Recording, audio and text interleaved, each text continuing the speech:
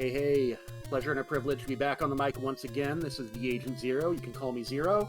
I am here with iceblue for this classic Zelda Trilogy run. We are supporting, as ever, Take This, who seeks to offer perspective and hope to anyone who feels overwhelmed with their mental health issues so they do not suffer in silence. Now, let me have a heart-to-heart with you, Chad. And by a heart-to-heart, I mean like a heart to 3 hearts. Because I've been looking at this 3-heart challenge run floating for Link's Awakening, the run coming right after this trilogy's coming up, and I've been wanting to see that for a hot minute, but, you know, I can only do so much for you. At a certain point, you know, we got $240 to pick up for Take This to make that $250 that we need for that incentive. You know you want it. You know I want it. We all want it. So if you have a few spare dollars to kick into that, get it in there. Let's get that 3 hearts, because 3 hearts on the last boss is going to be a good time. And while you're at it, you can get entered to win the prizes for Wednesday. That Hylian Shield pair of hand warmers by Darth Plagueis, the Stray God Steam Code from Margie, and at the same time, we're going to be helping a great cause, and that's what we're all here to do. So I think with all of that, I'm going to go ahead and kick it over to iceblue. iceblue, take it away. Oh, what? Oh, what? Oh, sorry, I was jamming. Hello, hi. My name's iceblue, and I am pretty much a Zelda speedrunner. I do speedrun a couple other games, but those aren't important right now.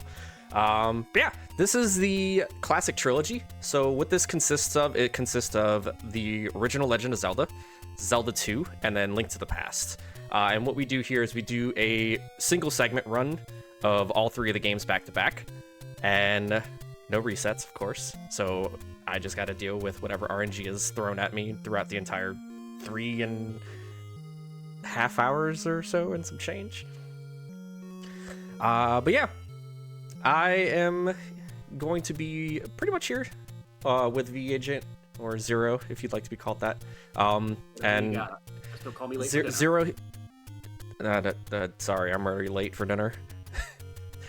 Zero's here is just gonna ask any question you wish. I'm here to answer them. I'll do my best to explain things as it goes along. What's up? Sorry. If you got questions in chat, feel free to kick them our way too. I'll try to pick them up as we go. Yeah, for sure. But yeah, I'll try and explain things as I go. There's only a couple spots that I really need like mega focus for, and that's probably level 9 here. Other than that, this is a pretty lax run. My practice runs the other night got a 324 with a really terrible Link to the Past, so we should be good to go. Also, I'm very, very sorry in advance for the file names. I know this is it's a PG stream, but I'm sorry. But I'm gonna reset the console just so it refreshes the RNG, because the RNG has been running for the last 30 minutes on the title screen, and I don't know where it's gonna be. So time is gonna start when I gain control of Link here. So I'm gonna count down even from like when I press start on the file select screen here. So 3, 2, 1, go. Alright, so I'm going to ask a question at the top here. You say any % no Up+A. What is Up+A? So Up+A is what you can do on the second controller to simulate a death. So what that does is that brings you immediately to the continue, save, retry screen. And it brings you back to your, like, either to the front of a dungeon or to the wood sword screen there. So this category is essentially deathless. We just like fancier names like any % no Up+A. So immediately right off the gate, you notice me just kind of like walking through the screens. Those are screen scrolls. They are frame perfect. And you have to be a certain amount of pixels away from the edge of the screen in order to perform that trick. What frame rate does this run at? This runs at 60 or 59.7, I think, something like that. The electrical engineers in chat will really enjoy that one. I will say that all 3 of these games do have flashing lights warnings, so if you are sensitive to like a lot of flashing lights, whenever I grab a Triforce, plant a bomb, things like that, there will be a lot of flashing. And then Zelda 2's and Links to the Past are the same way. All right, so the hardest part of the speedrun is over with. Getting out of level 3 is like the biggest reset point in this game. So getting those first like bomb drops. So there's a global counter table and a consecutive counter table in this game. Global counter table is constantly running between 0 and 10. Consecutive just counts up how many times you kill stuff without taking damage. And so if you ever played this game and you saw the hint, 10th enemy has the bomb, that's referring to the consecutive counter. So if you kill 9 enemies with a sword or any other object, and then you bomb kill the 10th enemy, as long as it has a drop on the table, it will drop a bomb. You just cannot take damage in the middle of that. Does it kick you back to 0? It does. Consecutive will kick you back to 0. Man. One of the things I always loved about these old games is just how much you think is random that's really not. It's kind of random. So the global table, your first kill, it's first, I think 5th and 7th, or it's either first 6th and 8th or first 5th and 7th. Certain enemies will have a 41% chance of dropping a bomb.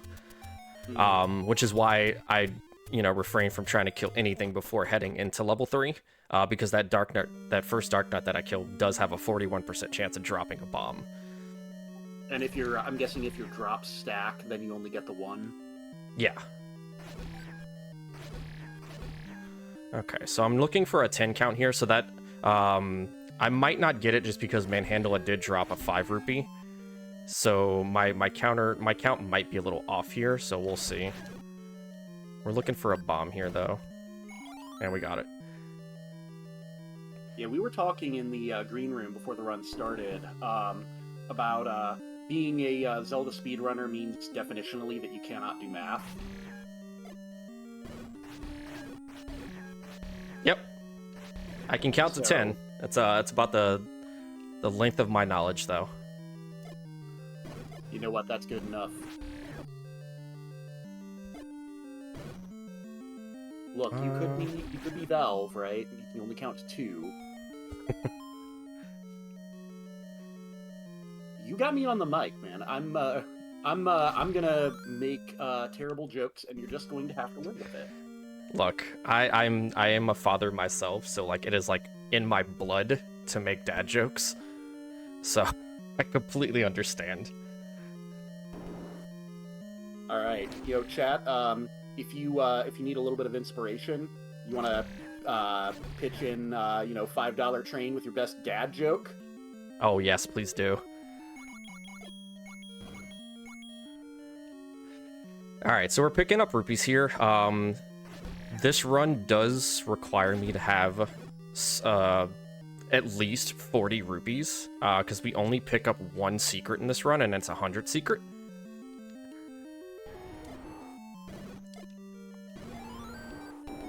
I might try for the Gliok bomb here. Is this money routing, or is this one of those things about, like, because one of the few things I remember about Zelda 1 was that you use rupees as ammo for your bow. You do. No, we pick up 140 rupees, so we can buy the bait and the arrows from a shop. Over time, we do need to have at least 2 extra rupees so we can, shoot Goma and to take down Ganon with a silver arrow as well. But other than that, yeah, money is not super tight. There are backup 30 secrets, so you don't have to really worry too much about like money routing in this. It just loses time.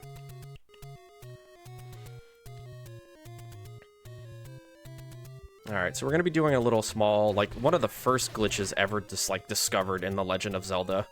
This is called the... Oh, nice. This is called the Pirouette glitch. And what this does is you can enter this dungeon. There's a locked door in the front, but we're going to exit the dungeon first, and then re-enter level 1. And what that's going to do is that's just going to completely remove the locked door. So it saves us a key over the run. And it maintains our spawns, because each time you change like screens, your spawns change. Interesting. Like, are we talking like what enemies spawn where? Yeah, so like the location of all the enemy spawns gets changed. Does that come from like a table? Is that random? There's like values in the system itself. But other than that, like I don't know like the full logistics behind it. But there's just values of like where enemies spawn and they're set. And each time you enter the screen, like the RNG value goes up X amount, and that's what determines where the enemies spawn. For all intents, it sounds like it's kind of a seed, right? Kinda, yeah. Alright, so bomb count is a little concerning, but we're not worried because level 2 does have a ton of bomb drops. As long as I have one bomb leaving this dungeon to grab the heart container on our way to level 2. Rupee count is incredibly nice. Typically, you want to have 20 rupees leaving level 1. Level 2 does have a lot of the bomb dropping groups. So you have like the ropes, the little snakes. Those are like heavy on the rupee dropping table, and there's like 4 different rooms of them. I've got a couple donations here for you if you're ready for them. Yeah, sure. I have $5 from awu_inu. Don't forget to take attack 9. Oh god. Not taking attack 9, Awu. I'm gonna assume you know more about that one than I do. That is for Zelda 2, yeah. Oh, yeah, from the XP chart. Yep. And then I have, true to form, we have a dad joke. Thanks, Firebird Lover, for the $5 to take this. Putting it toward the 3-heart challenge makes my heart happy. Okay, just this one. If April showers bring May flowers, what do May flowers bring? Pilgrims.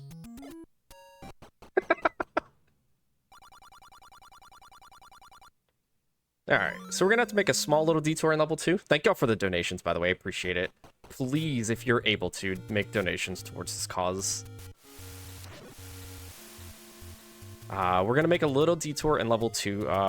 Normally in a run, you would skip this orange Gorilla room coming up, but we're gonna take out one of them, which is called the Master Gorilla. And we're hoping for a bomb drop there.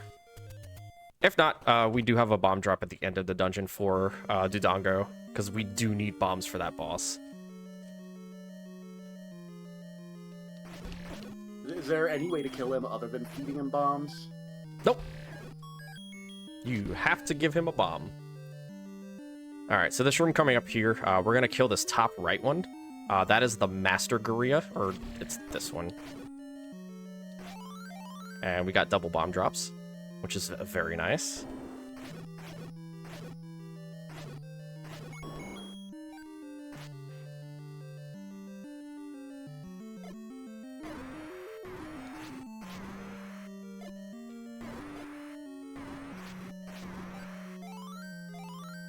Grab that just to have beams for this room.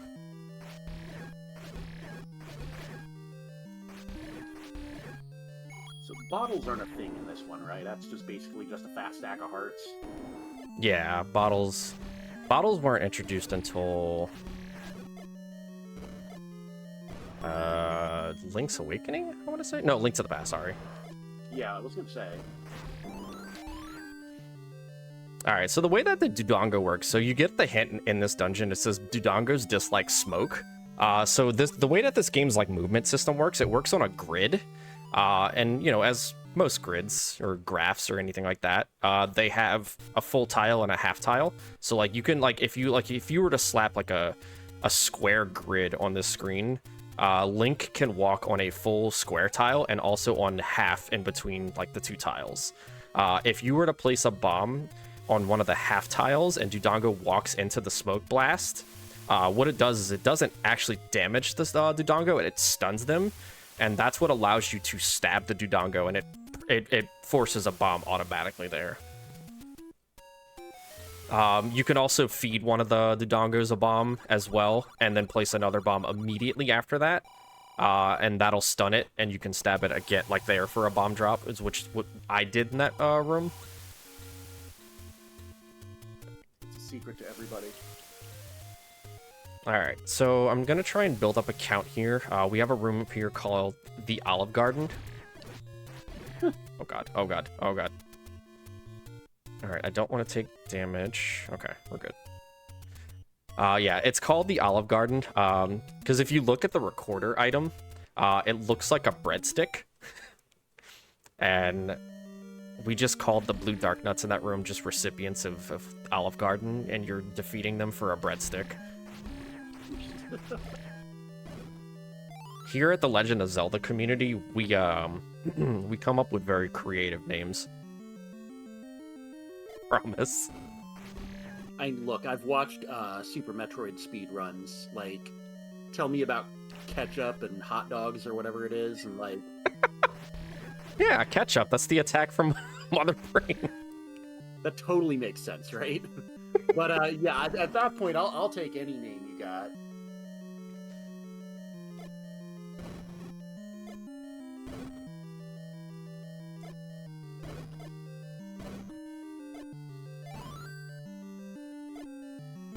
Firebird Lover in chat says, you can say that, but we also came up with Cave 45. Alright. Kind of slow, but we didn't take damage, and I got the bomb drop. The biggest thing is we want to leave level 5. There's our breadstick, by the way. We want to leave level 5 with 7 bombs. That's going to get us all the way through level 7, the next dungeon here, without any issues. Anything lower than 7, we would have to force a bomb on something, or take out a room of blue gorillas, which with the wood sword is incredibly slow. Oh, nice. That was a good pattern. Alright, so we saved this bomb here. We're just gonna poke him and walk through his iframes and grab the bombs while we're here. Excuse me, pardon me. Alright, so there's 2 dongos in here. I'm gonna place it on that half tile.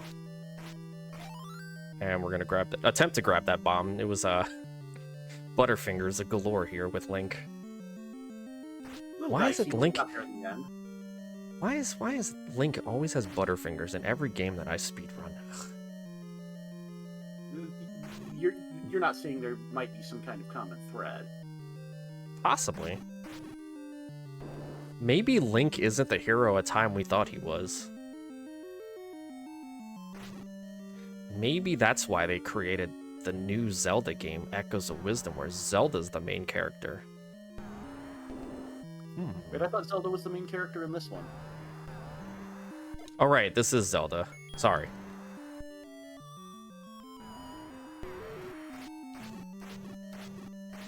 No, come back.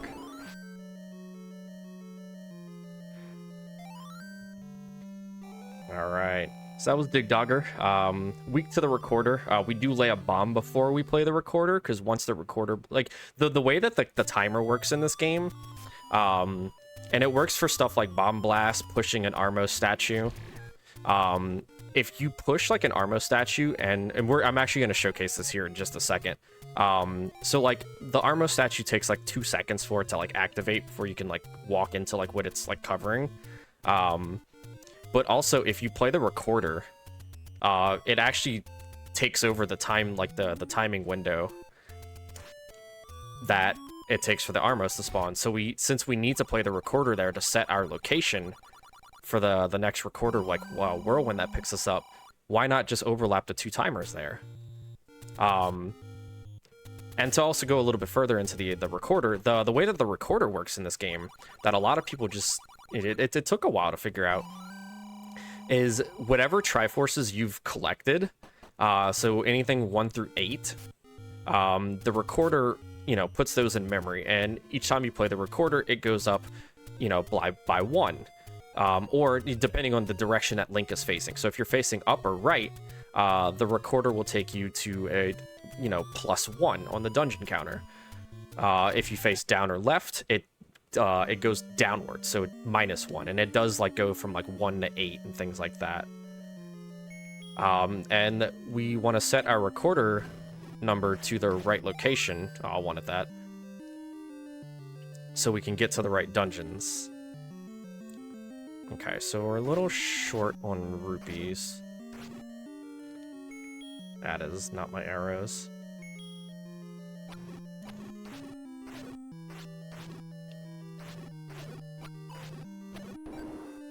Sorry.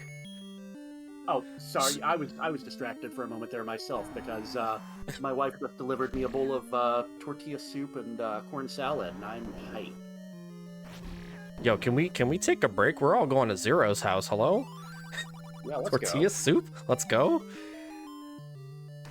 So that's the reason we needed the bait there. Grumble, grumble. But yeah, so we're gonna be utilizing a glitch after this dungeon, called the Recorder. And what the Recorder is, and this was discovered within the last like few years actually. If you play the Recorder on a screen that has one of the raft tiles, and like it lines up like with the rafts, like taking you away like to like the next area, but you get whirlwind picked up before, you know, you hit that tile. It actually confuses the game, and the game just doesn't know like where it needs to drop you off. So it decides, we're gonna drop you off one tile left and north. And we found a way to make that work into a new route, which is this route here. That picks up the red candle instead of buying a blue candle. Alright, we gotta be sure that the Dudongos don't pick up. Okay. I was hoping maybe for a free bomb there, but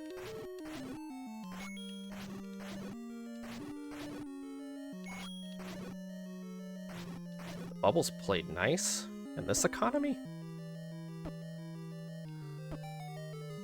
That was strange.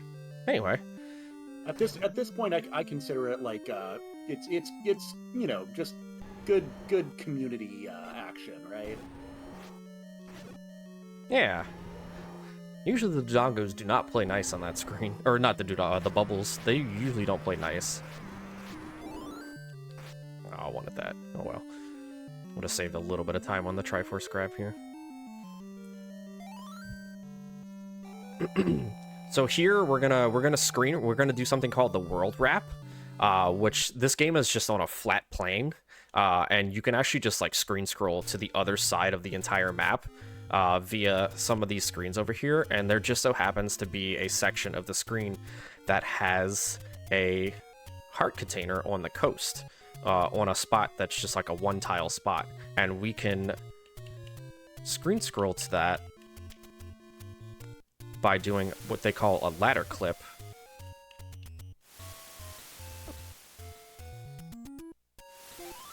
Which allows us to grab that. So we route this in so we can come up here and grab this next heart container, because our next goal is to pick up the magical sword, which does require a total of 12 hearts in order to pick up, and this happens to be our 12th heart. But we're gonna need to get back to the graveyard, which we were just at level 7. So to do that, we're gonna need to do the Recorder. So I'm gonna play the Recorder here, and it's gonna hit that, and that's gonna bring us directly to the graveyard,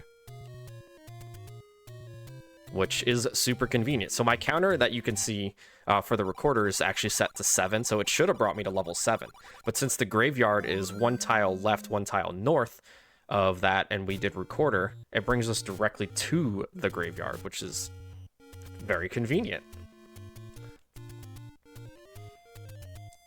You know, it just occurred to me, and very minor spoilers for Breath of the Wild here, that the fact that the Master Sword, gasp, there's a Master Sword, requires 13 hearts is quite a troll.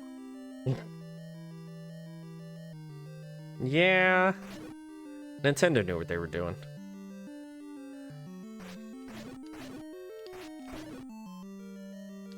No beams for this room kind of stinks, but whatever, we'll take the damage boosts through the keys. This level and level 8 are probably some of the scariest because Wizrobes do 1 billion damage.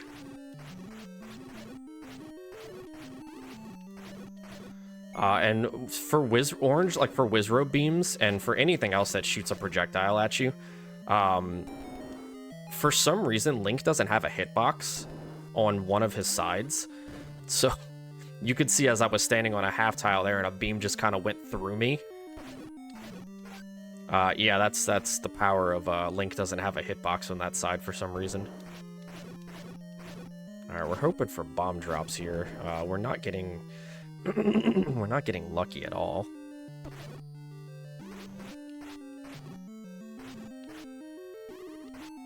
They heard what the bubbles did. They're gonna make us pay for it. Okay, we have a couple more chances to get bombs. If not, we might be concerned. Usually level 6 is not that, you know, skimpy on the bomb drops here. We have this room and we have the red wizards in the next room, and then after that it's prey that... Oh, nice. Okay,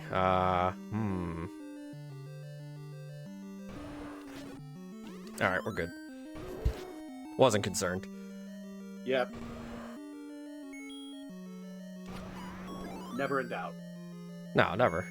Wasn't concerned, wasn't sweating, didn't even break a sweat, not even close, etc., you know.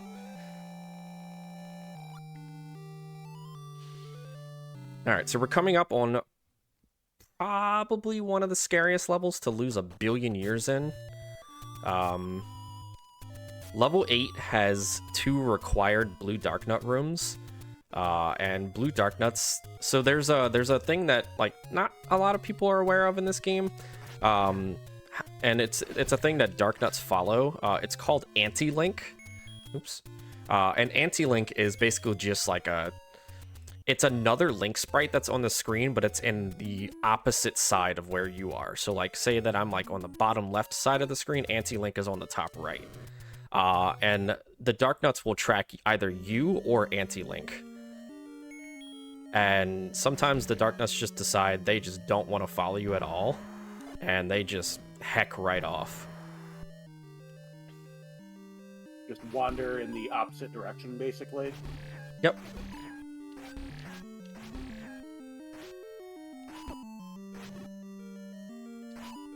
As you could see, like what those are doing over there. They just kind of wandered into that top left up there. No, we're gonna go talk to this dragon statue over here. He's got cool things to say. Oh, I'll take that. It's a nice little free bomb.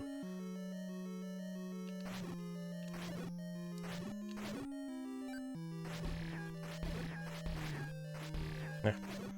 They also like to turn on you, like,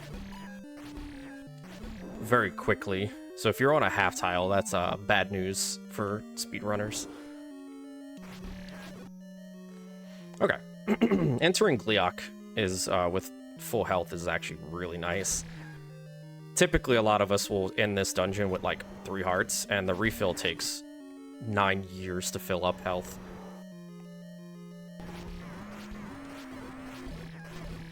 So just try to stay as close to full as you can. Yeah, just like that. You know, the calculated fairy drop. Look, you figure out the way to make those cosmic rays work, and the NES will dance your tune. Just paying me back for all the 0 bombs we got in level 6. Alright, so we're coming up here on level 9. Level 9 is the scariest part of the run, because if you die, you have to do the entirety of level 9 over, but with 3 hearts. And Patras and like blue whiz robes and everything just hit like a truck, and it's never fun. Okay, that Lionel was generous. That is our final screen scroll of the run.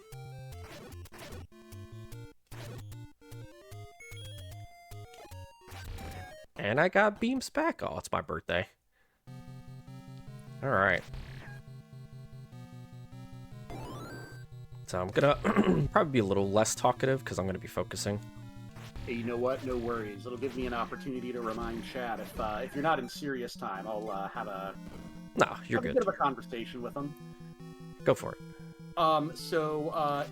If you are looking for ways to support Take This now or even after the marathon, you've got a couple options. You can always go to patreon.com/takethisorg to be able to pledge your support there on a monthly basis. And you can always choose them as your charity of choice to support at humblebundle.com when you purchase some games out there. And if you're interested in a little bit of merch from the Speedrun Ragnarok 2024, go ahead and type Bang Merch in chat. Take a look at the merch store. Some really interesting designs there. Good stuff. Good quality stuff from what I understand. And your purchases there also support Take This. Now, if you happen to be sitting on $5 and you also happen to be sitting on a dad joke, something that typically happens to me from time to time, iceblue and I are happy to hear any terrible humor that you might have, and I'll laugh. I guarantee a laugh. So I'll laugh at your dad joke for $5. I'll probably laugh at it anyway, but look, let's be real. I'm trying to fill time.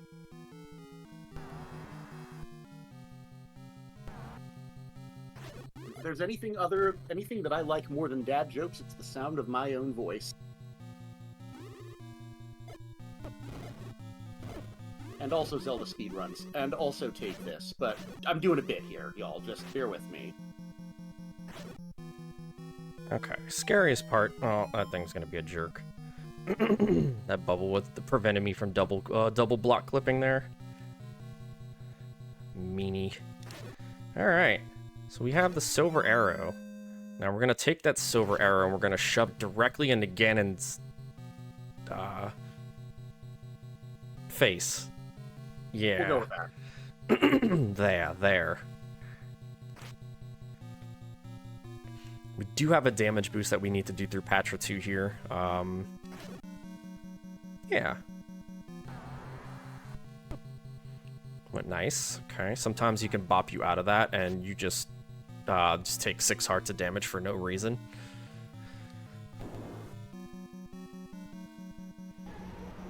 Yeah, just a casual half your life bar. Alright, I have 1 extra bomb for combat, so I'm gonna place it here. Wait for that to spawn in a better spot. Health is fine, I'm not really concerned.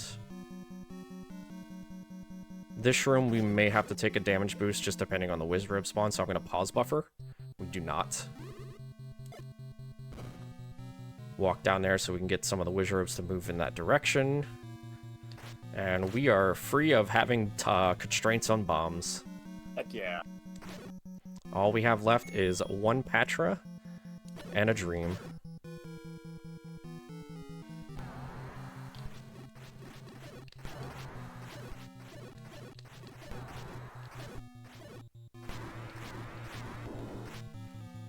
Alright, we've got a frame perfect trick here called the swag arrow, but I missed.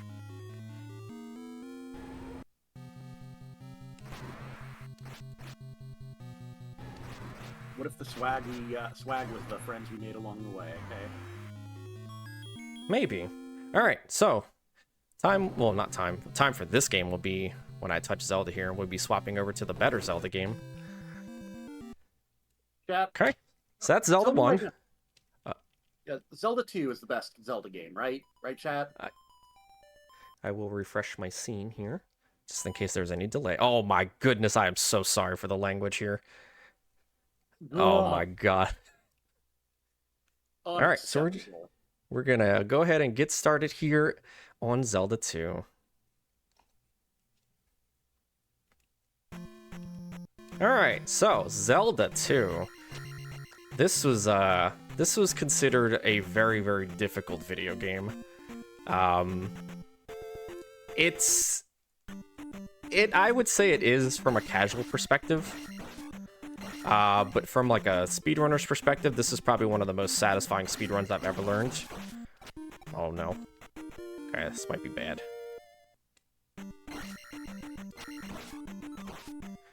Alright, I'm hoping I'm still in the same frame. If not, we have backups. But yeah, for this run, essentially we want to be, yeah, I'm on the same frame, nice.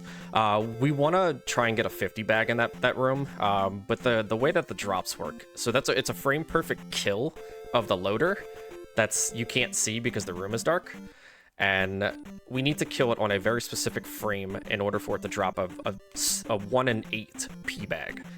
But since it's frame perfect, it's, you know, it's 100% of the time. So the way that the drops work in this game, so you have a small drop table and then a large drop table. So you have like the smaller enemies like bots and like the keys and whatnot. And every 6 kills will get you either a jar or a P bag. For the small enemies, it's a 7 in 8 chance of a jar. And then for the P bag, it's a 1 in 8. And it's usually a jar, you know, 87.5 chance, you know, kind of a hefty percentage there. Oh my goodness. Just often enough to mess with you if you don't get it, right? Whoa, what are these bots? Oh my goodness, hello? I've never had that bad of bubble spawns. Goodness, this is going to be a very weird walk. Any XCOM players here in chat will know that, you know, 87.5% might as well be 0. 100% might as well be 0 at XCOM. I've seen 100% hits miss. But yeah, as far as the large table go, it's a 50-50. So whenever a large enemy drops a P bag or a jar, it's 50-50. Why it's not that convenient for small enemies, I don't know. Ask the devs who coded this, but all right. So we're gonna do a little cool thing that saves 0 time there, called the beam wrap. And what that does is it looks really cool to take down that Tensu from the other side of the screen, because the beam is available for 1 frame on the opposite side of the screen when you're walking in the other direction. And since those enemies spawn at a very specific spot at a specific time, we can use that to hit them with that 1 frame beam and, you know, destroy them. So the room loads, and then like 1 frame later, you show up on the left side of the screen, kinda.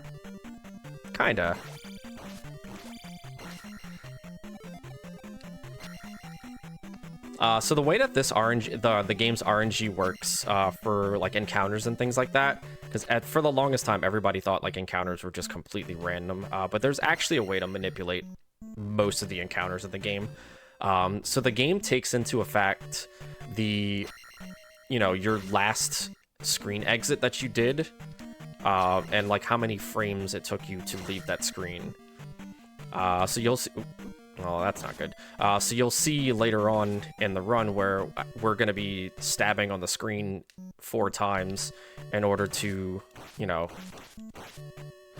manipulate a couple of like spawns so we can like walk into them to do like encounter skips. It's because we're purposely burning a certain amount of frames in order to manipulate the proper spawn pattern that we want.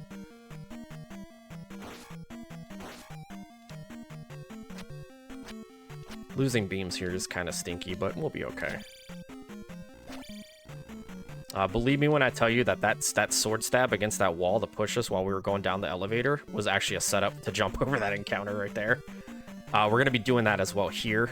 I don't know why, but I guess like Link's positioning, like when he enters the elevator there, adjusts some of the spawn patterns. So by doing that, it sets up the ability for us to stab 3 of these bubbles. That one is out of our way. And avoid taking damage at all. I blame subpixels. Probably. It's a good thing I've been practicing nothing but attack 3 Death Mountain this last like week. Because we're probably going to have attack 3 Death Mountain, which is fine. So, if I'm remembering right, and I'll admit I haven't played this game, but I've got a little bit of background here.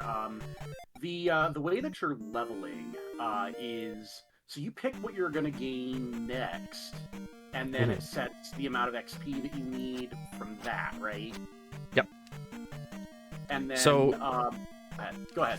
no, I was gonna say, so essentially what we're doing is we're gonna be taking a lot of attack levels first off, because the way that this game works, whenever you defeat a palace and you throw the gem up, it's going to fill up your XP enough to the next level, guaranteed. So we're keeping our life and magic level low. So when we defeat a palace and throw the gem in, we're gonna be purposely at a certain XP point to manipulate it to get us to the next attack level. And we're gonna do that in Palace 5, even though we have attack 8 by Palace 5. We're gonna still do that because that's still like you can level up technically to attack 9, but you actually don't get attack 9. It just gives you a 1-up, but it's gonna fill up our XP bar to 9,000, and then we use that 9,000 experience to dump life levels and magic levels. Okay, and then just if I'm also remembering right, although it's not going to come up in this run, if you game over, they reset all of your stats to the lowest one, as I recall. No, that's actually only on the Famicom. Oh, good. Yeah, the FDS is the only one that does that. Because the way that the FDS leveling works, it's the same experience for life, magic, XP, or, you know, like that. It's the same experience to level up, and you just get to choose. But the way that the leveling works on this one is attack has like specific like number that you need, magic has specific numbers that you need, you know, things like that. So that makes rushing attack levels, as Awu and you mentions in chat, make a lot more sense. Yeah. You got a second for a quick donation? Absolutely. I got $10 from an anonymous donor. Thank you very much. Putting it toward that 3-heart challenge. Let's keep that moving with the message, I am error. Is which Link's Awakening is it? Do you know? Give me a hot sec. Let me check.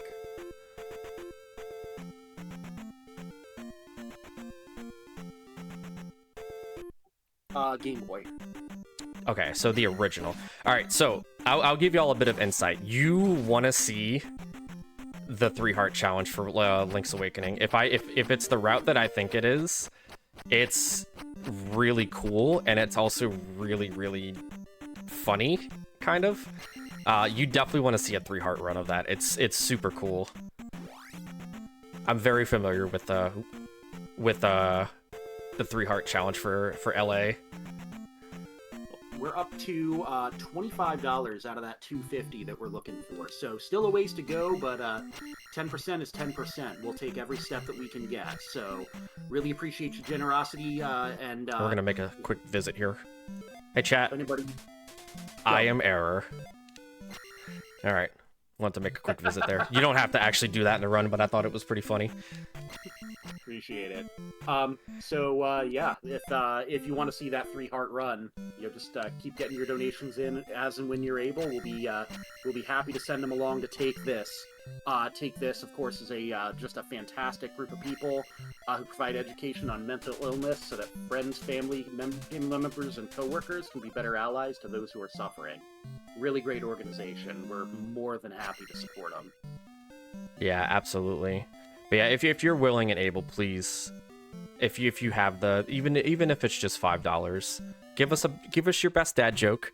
But it's also going to a wonderful cause, and like I said, seeing that 3-heart run for LA it's worth it. Trust me.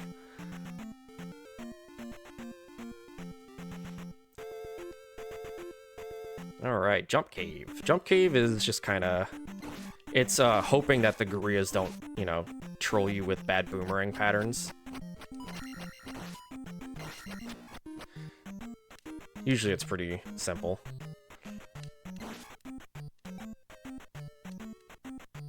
Yeah, I picked up this game about 4 or so years ago. And honestly, this is one of my favorite speedruns. Alright, so we're gonna take Life 2 here. Just because Death Mountain is rude. And that's our next destination. Rude Mountain.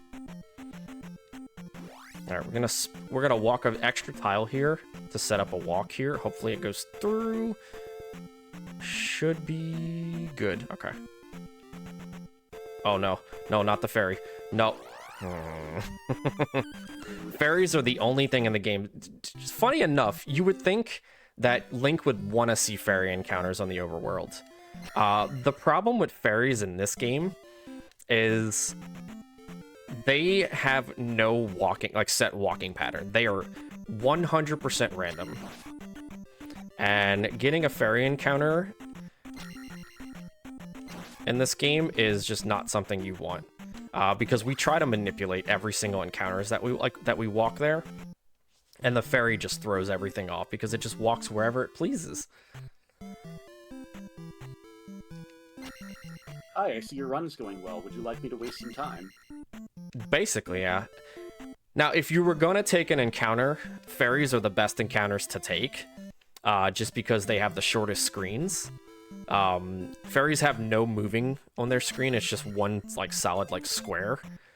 So it only takes like 2.5 seconds to walk through the screen, whereas like if you get like a full encounter, you lose like 7. So if you had to take an encounter there, a fairy would be your best thing. Are you ever in a position where you can choose between a fairy or monsters? Nope. The game chooses for you. Ugh, why would we be so lucky? Of course, you know.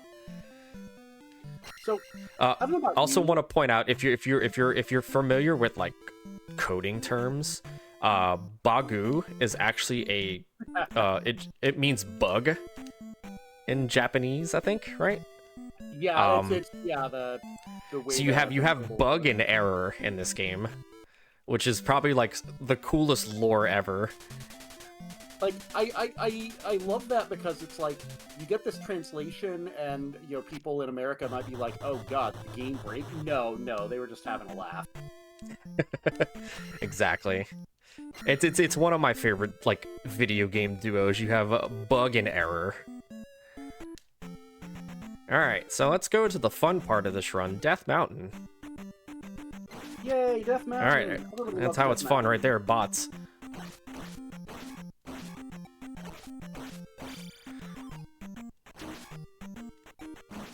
All right, bots make that room impossible. The reason that this is a rough part of the speedrun is you encounter something in this game in Death Mountain that just they hit like, oh my goodness, they like at life 1 or 2 you take like 3 hearts of damage or 3 squares of damage. It does so much. You know, it occurs to me, this game was the source of my original, video gamer trauma. Falling off of a pit and then just seeing that whole screen go, like, white and blue and flash. Like, yeah. I don't know why, for 5-year-old Zero, that was intimidating.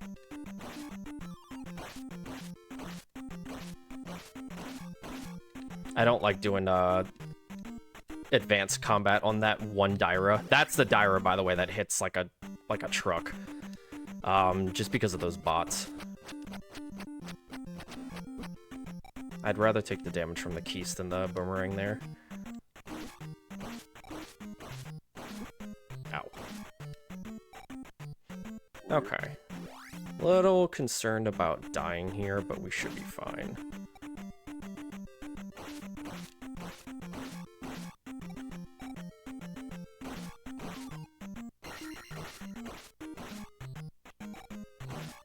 We do have a red jar coming up in this next room, so as long as we can make it through here, we're fine. Actually...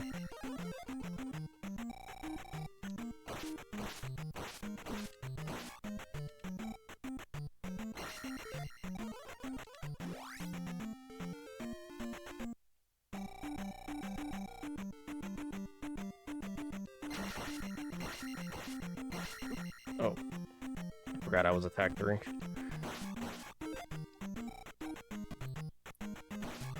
So what difference did that make there? Just how many hits it takes to kill that Dire. I'm used to 4 hits, but if you're attack 3, it's 6. Oh, so you pushed him all the way back. Yeah, I pushed him back into a spot that I couldn't really jump attack him without getting smacked in the head with a hammer or an axe or whatever they're swinging.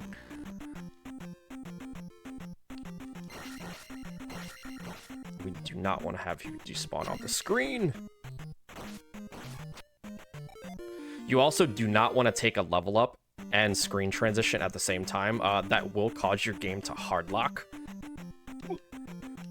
So if you are too fast at the video game and you level, like the level up window comes up on the same frame as the screen transition happens, the game will it'll just darken out and you cannot do anything and you have to reset.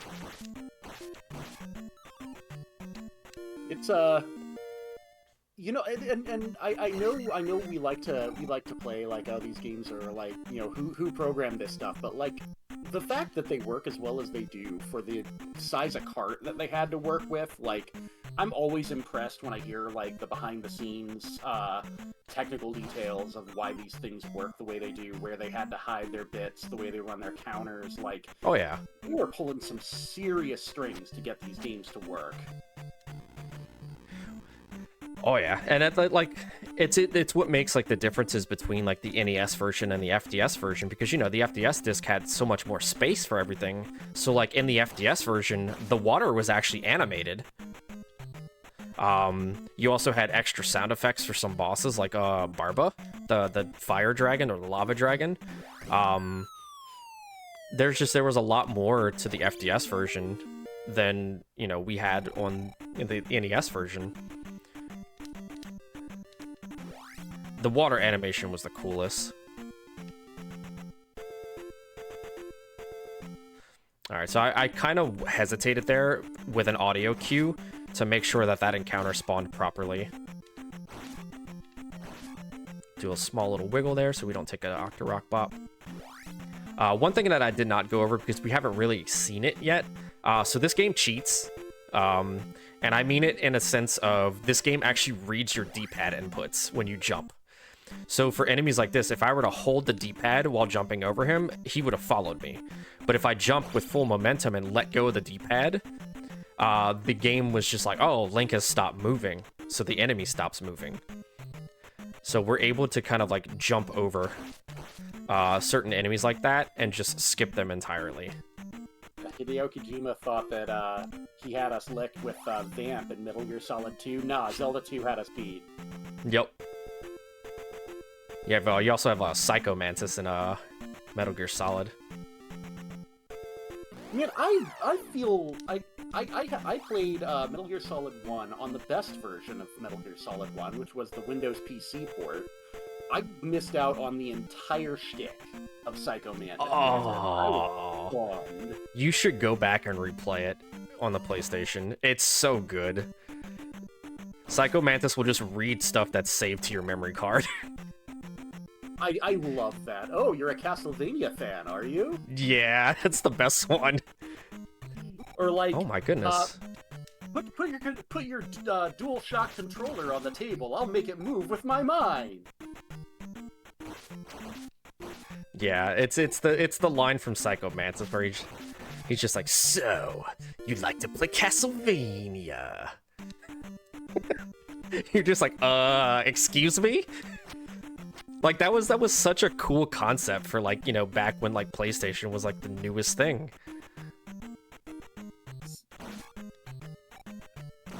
Like, and you know, what game was it? Was it Psychonauts? Not Psychonauts. What was that called? Police Knots, where they wanted the disc to smell like a crime scene and stuff. Like, he was always up to that kind of nonsense. Yep.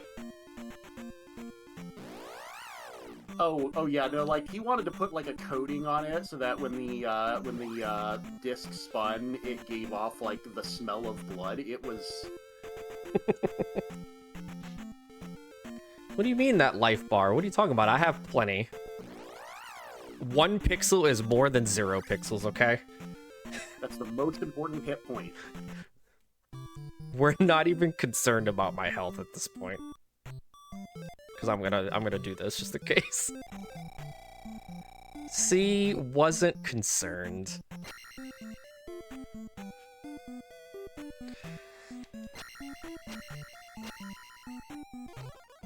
Yeah, I love little niche things like that, you know, things that like read your D-pad inputs or like reads like stuff that you're playing on the memory card, or like they're just like, honestly, like as much as like I enjoy like the Metal Gear Solid series and like I enjoy a lot of that stuff, just like the whole Psycho Mantis thing was like, it was really interesting like how they did that.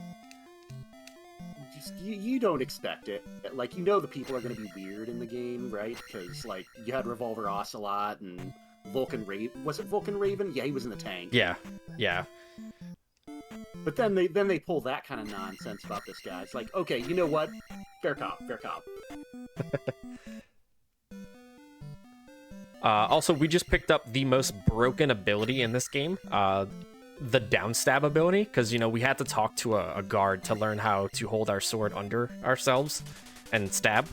So downstab is very broken in this game in a sense to where, since enemies don't have like an actual like iframe, if you get them locked like while you're like in, like, so they still flash, but they can take damage. So like you don't take damage by like colliding with them, but you could still damage them multiple times. So we're going to be using that downstab to actually like destroy blue iron knuckles right before item rooms, and to destroy a later boss too. Good reaction there. That thing was walking directly towards us.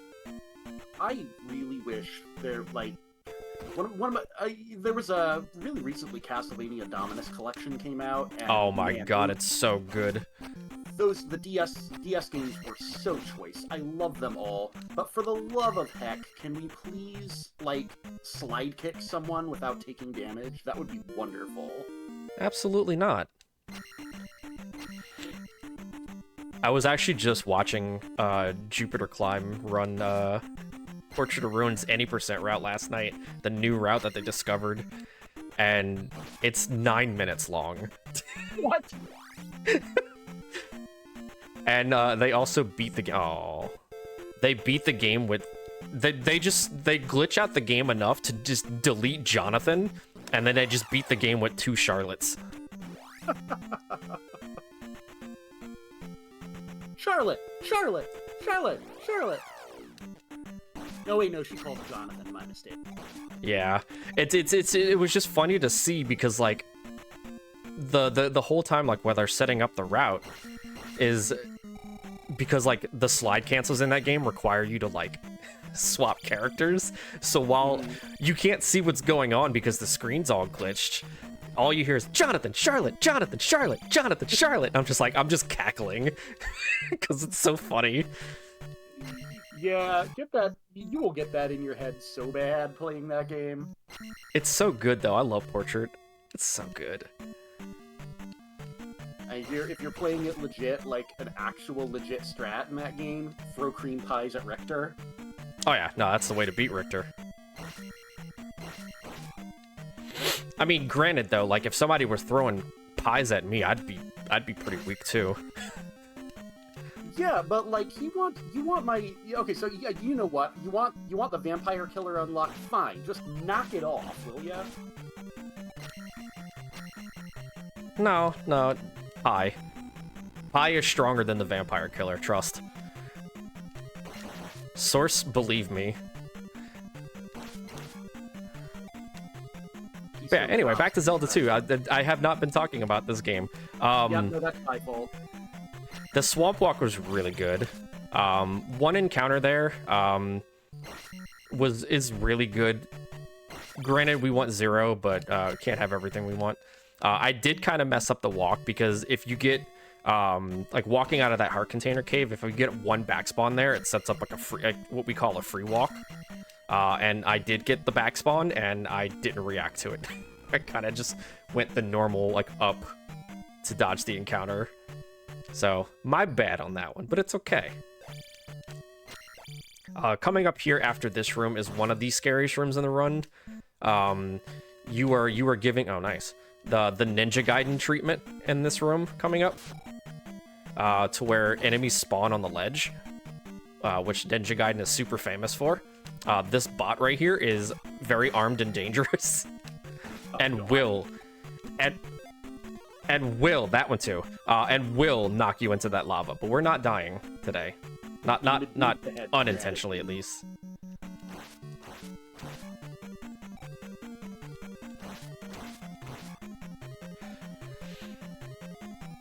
But yeah, those bots will randomly jump and knock you into the lava. No, I want this, actually.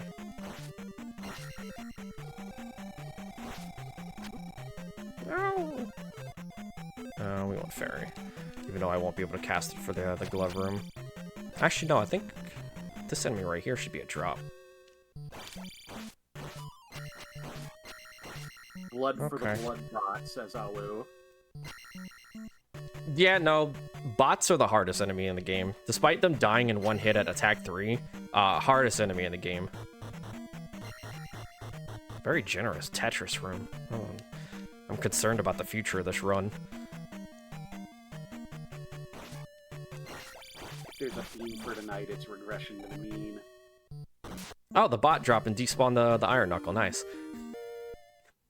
So that's another thing that this game has. Sprite limits. If the dripper over here spawns a bot as you're walking towards the left, so there's normally 2 red Iron Knuckles in that room. If it spawns a bot while you're walking before the second Iron Knuckle spawns, it will despawn that Iron Knuckle. Nice. Thankfully, I'm not in any dire need of experience, so we're safe there. But we do need to have 1950, or at least attack 5, before fighting the Helmet Head. But we are in a good spot. Do a little wiggle there.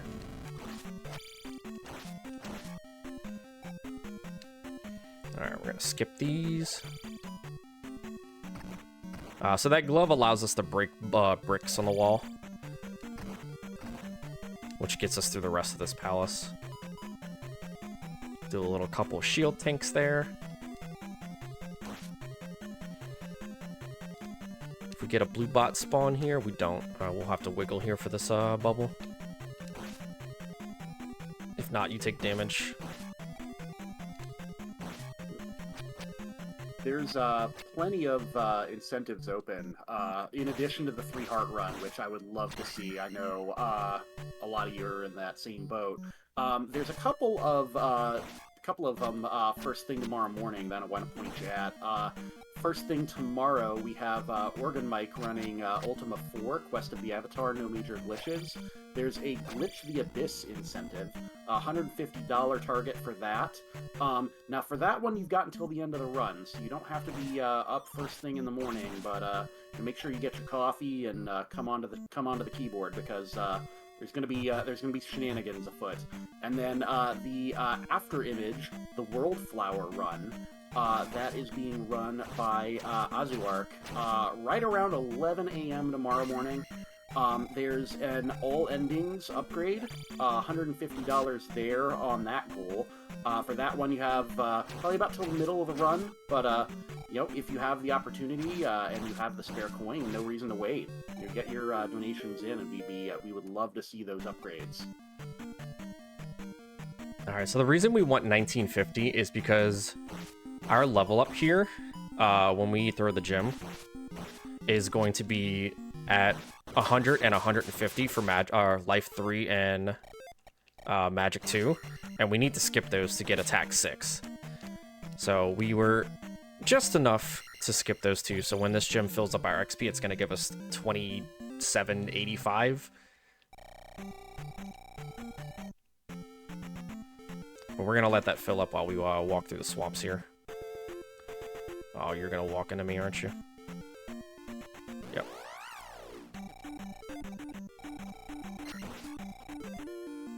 Alright. You thought Zelda runners couldn't do math? Oh yeah, you're right. It was 7,004. Well, that's why we did the math beforehand, right? So we don't have to. Yeah, I have it written down on my brain.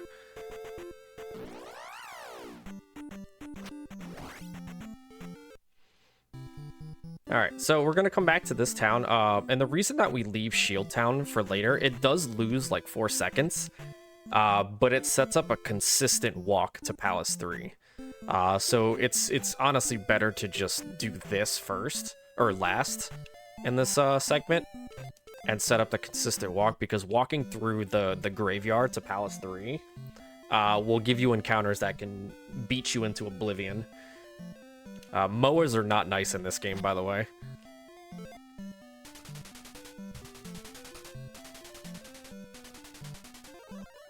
So we're going to grab the shield spell here.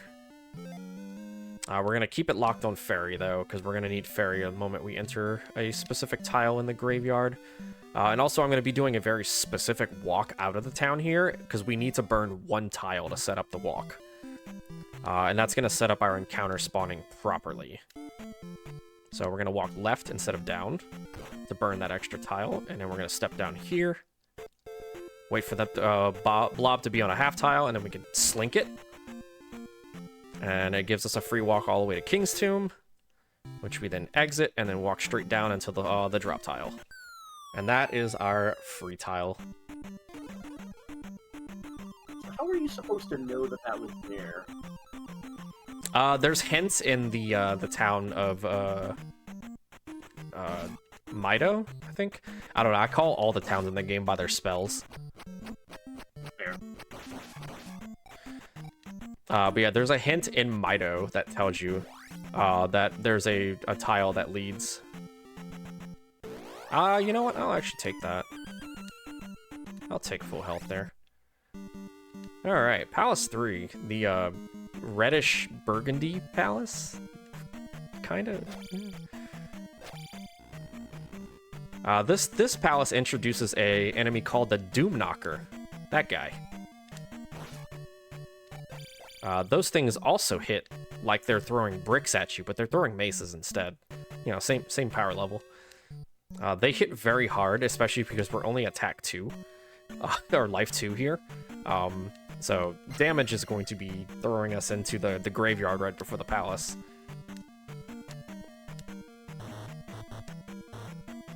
Okay, nice blocks. Moa with its fire drops. This room, if you do it the same every time, you get the same results every time. So he's going to throw a mace, we're going to jump down stab, and we're just going to continue walking. The mace just decides, you know what? Nah. Yep. Jump through the HUD a couple of times for fun.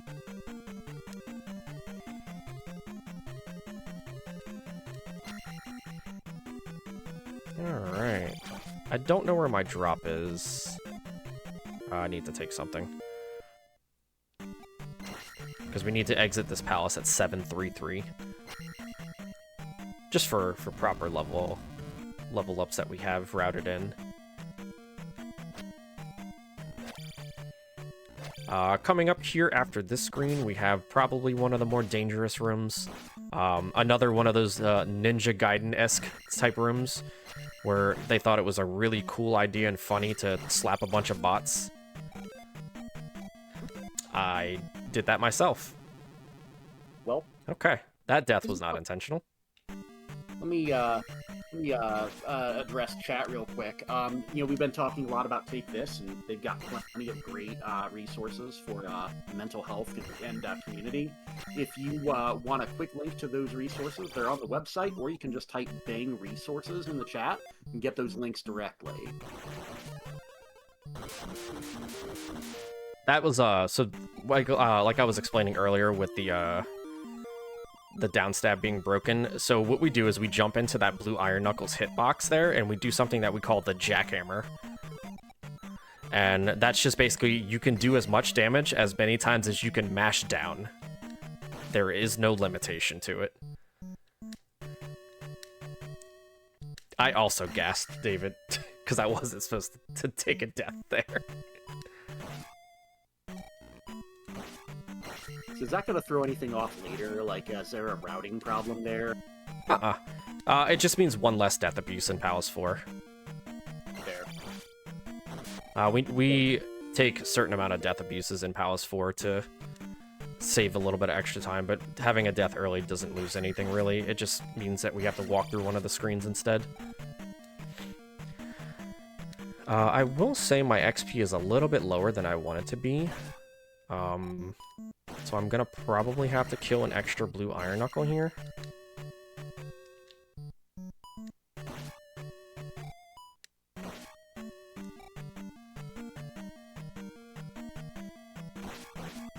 Because we've already gotten our drop.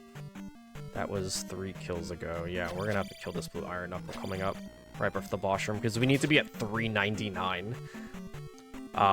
Don't ask why 399. This boss here says that it gives you 300, but it actually gives you 301. I don't know why. Sure. You got a second for a donation? Yeah. We did get a $25 donation.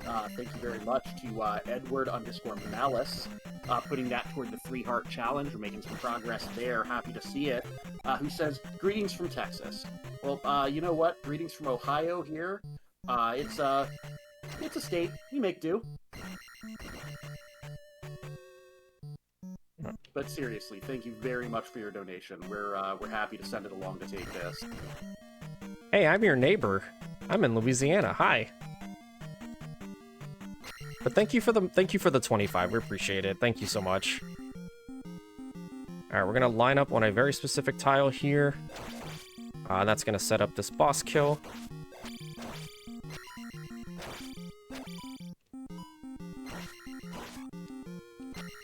Rebanak is gonna give us 301. For whatever reason. I guess the horse counts as 1? Sure. Alright, we're gonna set up the jump spell here, because we want to burn all of our magic for the next town. And we're gonna set up that slink as well.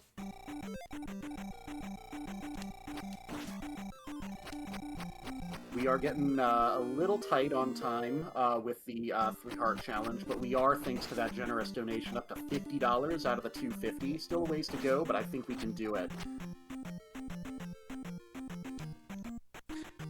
Yeah, like I said, if you are able to, please, we'd very, very much appreciate that, and it's going to a wonderful cause. Do another little visit to King's Tomb here, and then we're gonna make our way over to the next continent, the Eastern Continent. I'm gonna immediately do a wiggle walk here, where we walk down and then up first, just so it kind of avoids that first encounter.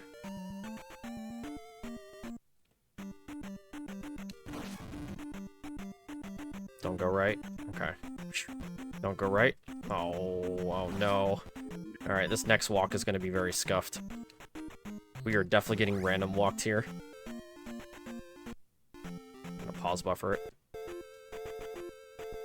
We should be fine. Okay. Yeah, we got mega random walk there. So random walk just means that the encounters just decide to do whatever they feel like it and walk wherever they want. Because typically the route that we take, everything is just kind of set to where encounters will walk where we want them to walk, as long as we don't lose more frames than we need to on the previous screen. Gonna refresh the fairy spell so when we get to the next town, because we're gonna be using I guess not really a glitch, it's just an abuse of the mechanic. So the next town, in order to get the up-stab ability, you have to jump on the roof, and you have to press down into a chimney, and you go into the chimney, and the person there gives you up-stab. But we're gonna kind of do that, but we're gonna be in fairy form. So it's I guess it's kind of a. All right, so there's a forced encounter. There's a forced encounter there that we want to skip. Oh god. David TKI in chat asks, "What's up-stab?" I don't know. What's up-stab with you? Sorry. Knowing what I know about David, that's exactly what we were looking for. Look, David would have told me that in person at GDQ. So... No doubt. No doubt. Alright, so we're gonna jump and be in the downstab formation. And that's gonna allow us to ferry into the chimney instead. So, I don't know if, I can't remember if I asked, but if not, let's say it's for the folks who are just joining us. Remind us what, 100% all keys means here. So 100% all keys is basically it's 100% glitchless. So no fairy feet, which I will explain that glitch in just a second. You can't ferry, you're not allowed to ferry through the doors. It's just 100% glitchless category. It's the main category on the speed boards. And then for fairy feet, which is used in pretty much every other category. So someone, I don't remember who, someone found that like when they were playing with their feet. I don't know why. I don't even ask questions anymore. I just roll with it. But somebody was playing this game with their feet and was in fairy. And so fairy feet is when you go to the edge of the screen. It's kind of like a screen scroll. But if you go to the edge of a screen and you one frame tap to the edge of the screen, the fairy will disappear on the screen, but the screen won't exit. But so if you tap the other direction, hold on, I gotta talk to this NPC, it's important. A P. That sets up the walk out of town, by the way. I'm not lying to you. I believe it. We're gonna get an encounter that's gonna walk directly into us. But yeah, so if you do that and you know, so say like you're on the left side of the screen and then you ferry into the right side of the screen, and if the fairy sprite is off screen, you can press right even though you're on the that's bad. Even though you're on the left side of the screen and need to exit left, you will actually just skip through the entire encounter. Nice. So you can pretty much conquer and fairy skip rooms at a whim, right? Only on the overworld. It doesn't work in like dungeons and things like that.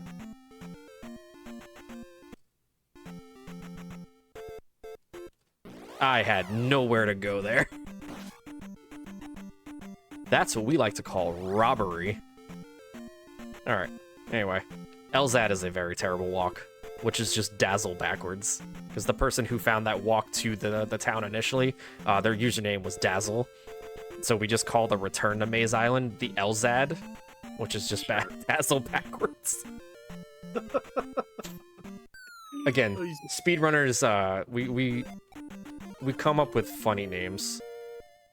You do a run enough times, you gotta figure out ways to entertain yourself at points. Absolutely. And like, what are we here for? I mean, besides raising money for Take This, what are we here for if not to have some fun, right? Exactly. I'm here for fun. I don't know what y'all are here for. I don't know your prerogative, but I'm here for fun. I'm also here to raise money for Take This. I was told there was coffee. Coffee? What? Where? I wasn't offered coffee. Is this Natara's doing? I just choose to blame Natara for everything. You know what? Fair.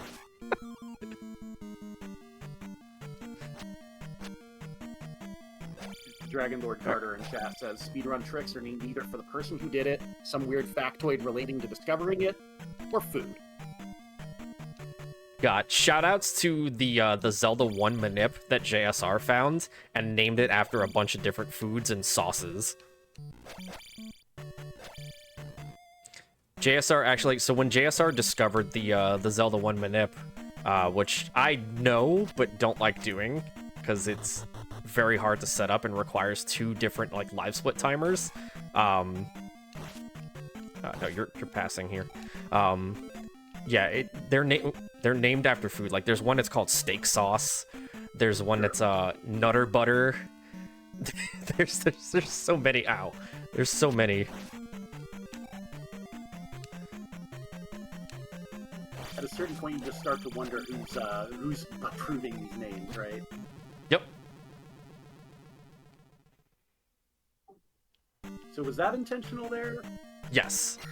We didn't get the jar there, so that was an intentional death.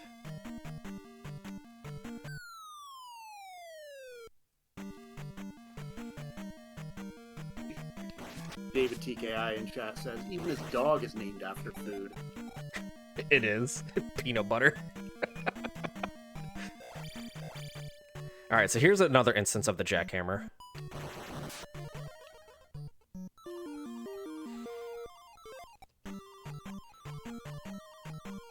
As you can see, the enemy just has no iframes, but, you know, we don't take damage from them.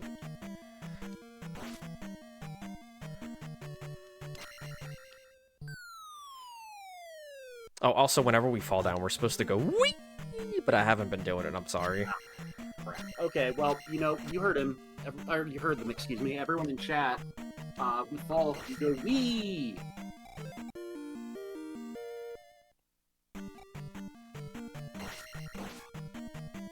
Alright, I don't think this one has a drop.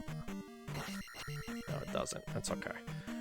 I'm gonna save the Death Abuse for the third one. We can get a blue jar somewheres.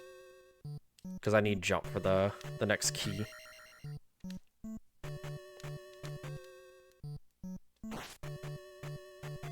Ooh.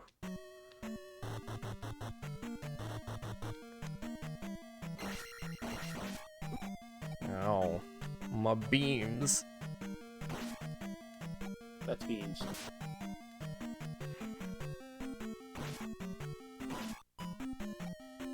Excuse me. Wizrobes in here are also jerks.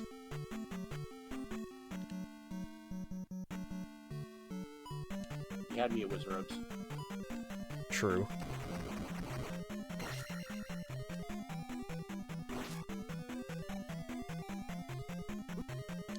Hello? Game? What? What? Where is my block? Actually... There, now I can cast jump. That's the blue jar I was looking for. And take my frustration out on this wall. Okay. It knows what it did. Yeah, true. Alright, so this is the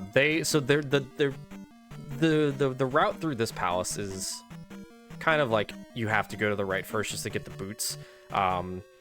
I have not learned the new Karok kill because it's fully manipulated, and there's 128 patterns you can do with Karok, and if you do the manip, then there's only like 5 that you have to learn. And I have not learned that, unfortunately. Make sure you kill that Doom Knocker before you exit that room, because when you walk back into it from this room, you will get maced right in the face. And I don't mean that as a pun. Or maybe I do. Aw. I'm good for... I love a good dad joke, but I draw the line at puns. Sorry. You still have another hour and some change to deal with me. Yeah. It'd be Oh, alright. actually 2 hours. Actually 2 hours, sorry. Zelda 3 is a beefy game. Eh. Alright, we're just gonna take the safe route here and just kill these.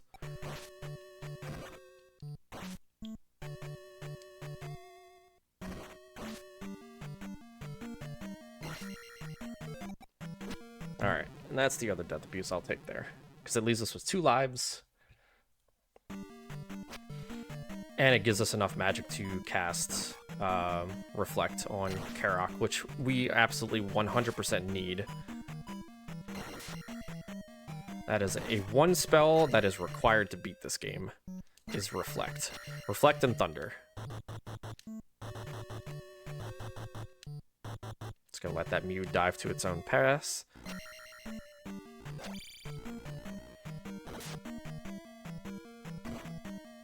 Break physics here. Because how is this platform still standing if there's no block supporting it?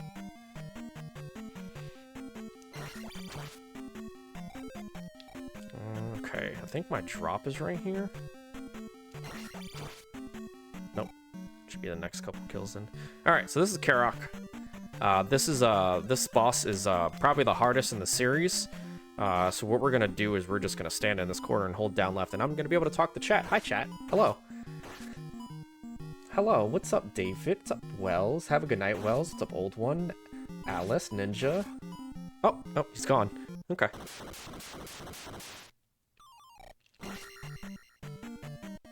Lego.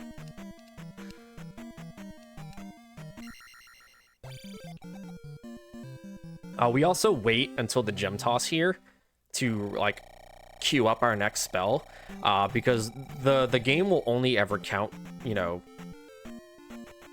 menu loss there, like whenever you're menuing, like without like audio like that. But like when you toss the gem up and it's playing the little jingle of you beat the palace, the game will always start at the same point. So like you could keep the game paused like the entire time it's like doing that. The moment the jingle is finished, it starts refilling your health and magic, and then the XP starts going up. So we use that opportunity to save a menu, essentially, to get us to like out of the palace.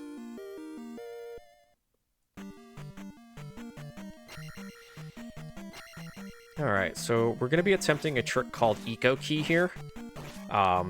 In practice, it's not gone well, so I don't plan on, you know, actually landing it.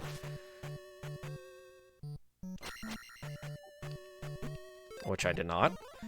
What that would have saved, if we would have gotten the correct damage boost there, is it would have saved us 12.5 seconds, because we would have been able to damage boost up there, grab the key, and not have to re-enter the screen. But, you know, we missed it. So, why do we lose the time? Can we not pick that up as fairy? Nope. You cannot. You actually can. You can only pick up the keys by stabbing them. Strangely enough. My headcanon is that that's a key ring that Link has on his sword. It's possible. Oh, not that one. You? Is it you? Are you the drop?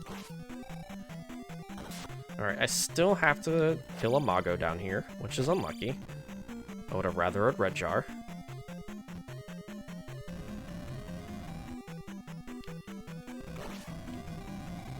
Because I need the magic. This is probably the worst room in the entire game here. You need to have at least 2 blocks here build up in order to grab this key. And you just get to wait until they come? Yep. Sometimes the game just drops a million blocks on the left side and just tells you to heck off. Or sometimes that's nice.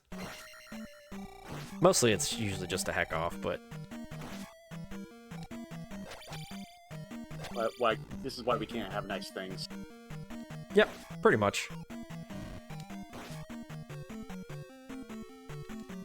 Okay. We're going to be turning on the Game Genie here in a few screens. We're going to activate No Clip and walk through a wall.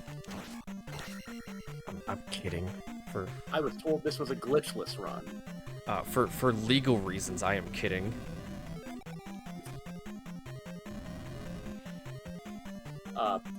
With regard to that last screen, Lego Man in chat says, the game tells you to kick blocks.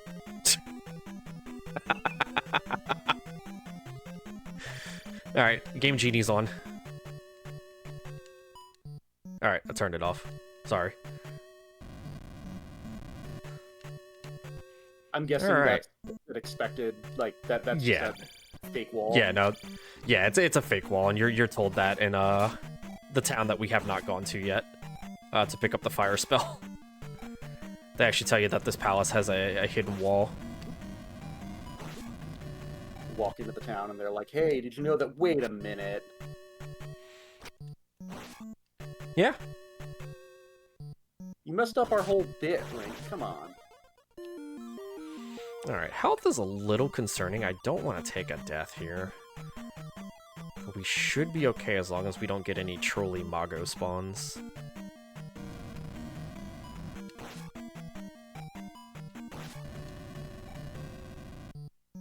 Don't you do it, game.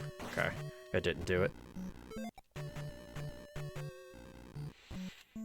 And just for my own keeping track. Magos are the fireball guys.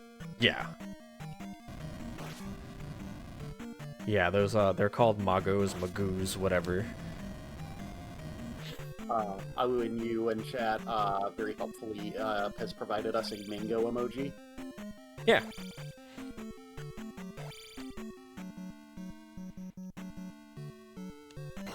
Oh, well, it's over. The joke about that room, if Link touches the edge of the corner there, like where the little platform that key is on, we lose 9 years. So I'm sorry to tell you that the last 9 years of your life are gone. So yeah, we'll catch you next year at Speedrun Ragnarok 2034.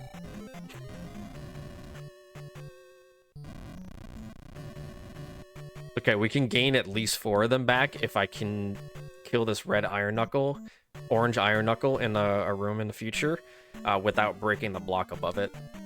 So we can at least gain half of that back. Oh, good. I was hoping to get that promotion. Oh. I'm not eligible for a sabbatical for another 2. Oh, okay. Well, here's hoping.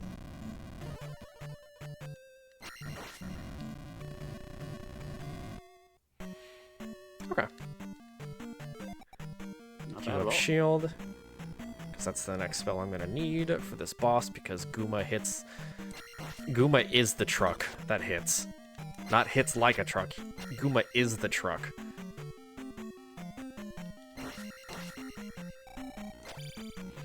Alright, so after this room is the orange IK.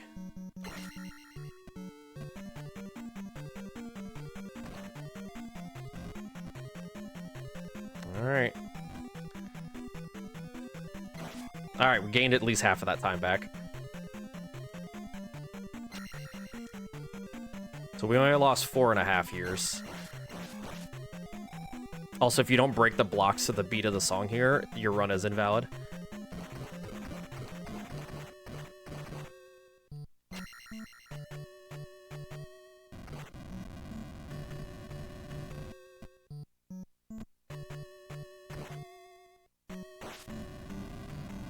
Very generous patterns there. That's really nice. Really clean. Alright, XP just needs to be at 700, so we're good.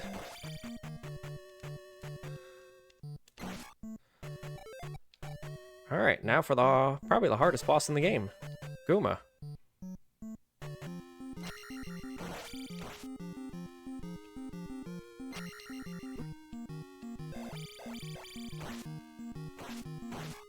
You can only hit Gooma in the shins. Doyet in chat says, unfortunately, his hits do isekai you into a world where Ganon is revived. Okay, we'll take out Ganon anyway.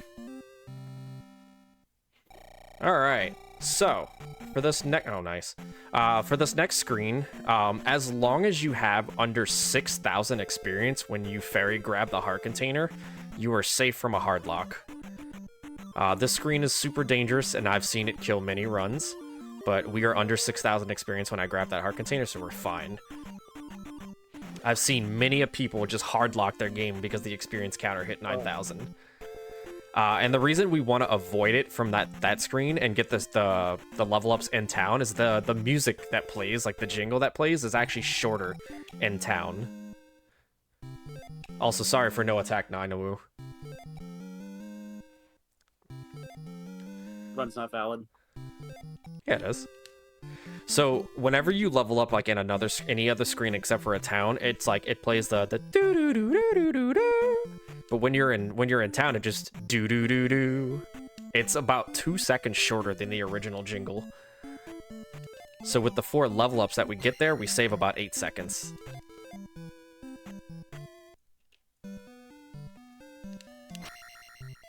Alright, so we're gonna get here, we're gonna come pick up the spell that has exactly 2 uses in my route and my run. After that, we don't ever use it ever again. This is the fire spell. All it does is it turns your sword beams into fire.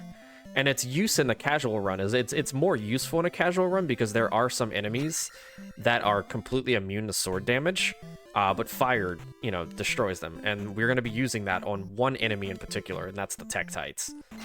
Little bouncing spiders that we see in another room. We're also going to be talking to this town sign here. It tells us about the first boss in Final Fantasy VI, the Welk. And we're going to use that to set up this walk up here. And that skips the first encounter that we call the Wilson Fences. If you've ever seen Home Improvement, those are Wilsons, aka Red was Lizalfos. But they peek over the fence like Wilson from Home Improvement. I don't think so, Tim. I'm gonna set up 2 stabs here to set up the next encounter walk, hopefully. Kind of dodge those just to save some health here. We're gonna walk on this swamp tile. Do a little pause buffer strat there to kind of like see where these encounters are walking. Okay, we should be fine. He's done it. They've done it.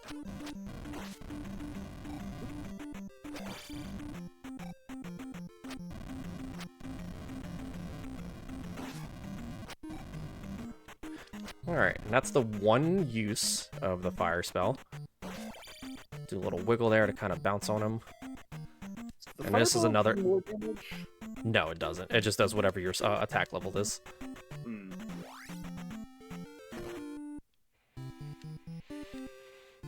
Okay, so this is the hidden town of New Kasuto. So we're gonna route kind of through here a little differently. We're gonna grab a full magic refill, and that's just so we could ferry through the 2 items that we have to pick up here. But we also need to pick up the spell that's here, and the spell that's here is the spell that allows us to spell the spell, so we can spell the spell that casts the spell. Do you know how to spell? I think I used to. I don't think I can anymore. Well, make sure you remember the magic word. Good, I got it now.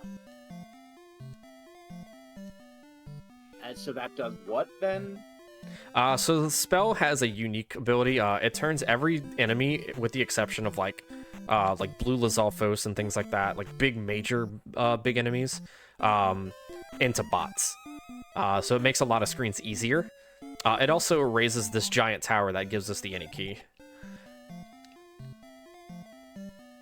So even though we picked this up, we still need to pick up keys, because they are required for the category.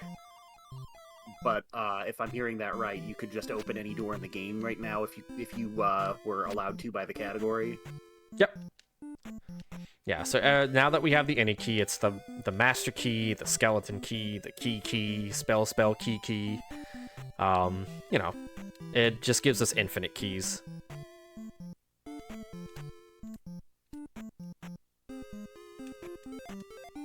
And we're gonna do this so we can grab this one final magic jar, and that's gonna give us full magic for our walk to Palace 6. And the reason that we ferry to pick up these items, Link has like a freezing animation whenever he picks up an item, where he just stops and stands in place for about 4.5-5 seconds. Ferry actually removes that animation, and it just allows you to continue moving immediately. Because so being able to... Yeah. Alright, so we have one important walk here that I usually mess up, that requires a double slink. And we're going to hesitate a little bit on the screen to kind of set up that walk, hopefully. So we're going to wait, and then go. We're going to stand on this tile. Slink that encounter. Oof. Nope, we got a random walk there.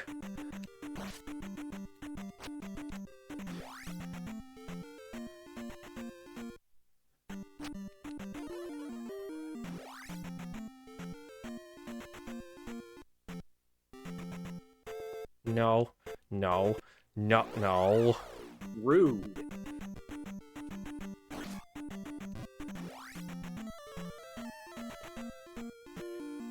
Palace 6. Now this is the Burgundy Palace looking thing, I guess. Burgundy Palace 2, Electric Boogaloo, I guess. Sure. This palace has some of the coolest tech in it, because we're gonna utilize the fire spell in this palace to kind of stun lock some of the raw heads that come flying at like an arc. We're gonna jump through him, stab him once, just a damage boost across that gap because that is a 4-tile jump, which 4-tile jumps are impossible. Link will always fall because Link is silly. Would the jump spell help you there? It would. You're supposed to use it there, but we don't want to recast jump or have to remenu it. This is my favorite strat in the game. Is I'm refreshing this room. I refuse. I'm not messing up that. Okay, back to this. This is the coolest room in the game, to where you break that one block and it just gets that bubble stuck. Otherwise, that bubble will follow you and harass you. First try. Yeah, it was first try. Alright, so this room, I'm gonna actually take that. This room actually has a hidden little pit here that we're gonna jump over. And the reason that we jump over it is because it does drop us down, and we don't want to drop down because it loses over 50 seconds. But there's a little hidden room that I will go over why it's called what it is. It's actually called... So they call that the Canada hole. And the reason that it's called that, during the very first Zelda 2 100% all keys tournament, every runner, like every Canadian runner, fell into that hole. And they deemed it as the Canada hole. Ever since then, every single Canadian runner just fell into that pit. So it's now just called, and this is like a universal thing in the community. It's just called the Canada hole. If I'd known that it was that easy to get to Canada, I wouldn't have even bothered with driving 6 hours north.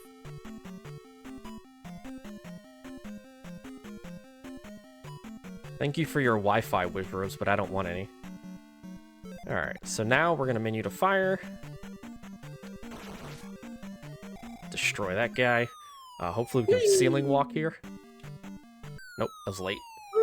Whee! Alright, so this is the room that has the use of fire. And it's really, really... I really love the use of fire in this room.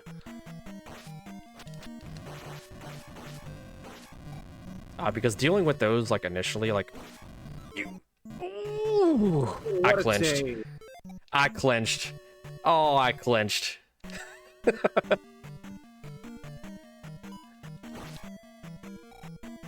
Oh, that was the clinch. All right, not even close. Anyway.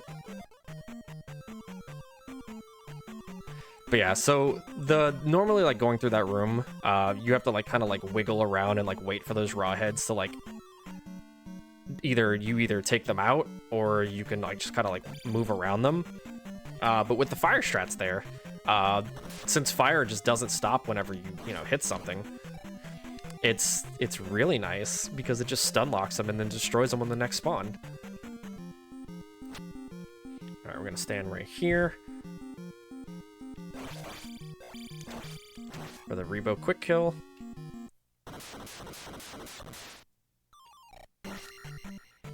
Kind of upstab that key, and then we are going to enter the boss, where we're going to give this boss a massive headache.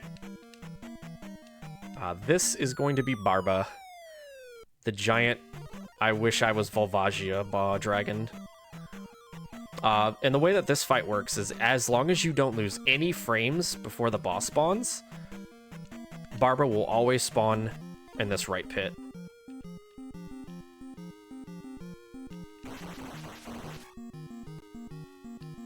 Deleted.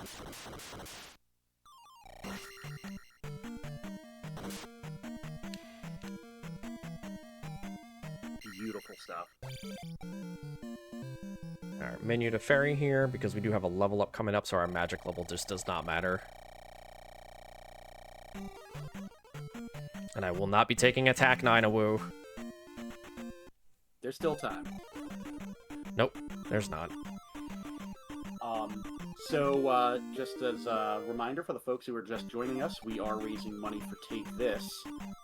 They are a fantastic charity that their motto is support community and mental wellness, because it takes both appropriate support, including healthy work and home environments, clinical support, and opportunities for self-care, as well as a supportive community to build the resilience everyone needs for mental well-being. Right now, we're pushing hard toward a 3-heart challenge for Legend of Zelda Link's Awakening on Game Boy. 100% reverse boss order. That's a 3-heart challenge. It's a $250 goal. We're at $50. We're about 200 out. We still got a couple hours before that run, but let's not spend too much more time hitting that.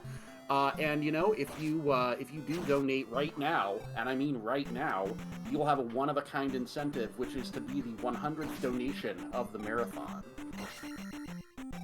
Now, what does that get you? Honestly, just my very sincere thanks. But it's a big number. I like it when numbers go up. I'll put your name up on the wall. I don't know which wall, but I'll put it up on the wall.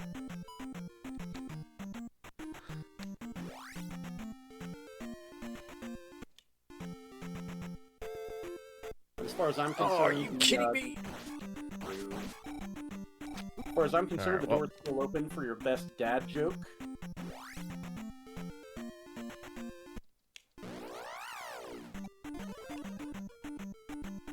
Alright, so normally, like, we would use the spell here, just to turn all these MOAs and bots coming up into, or things into bots. Yeah, okay. Got scammed. Whatever. That decision was made for us, it looks like.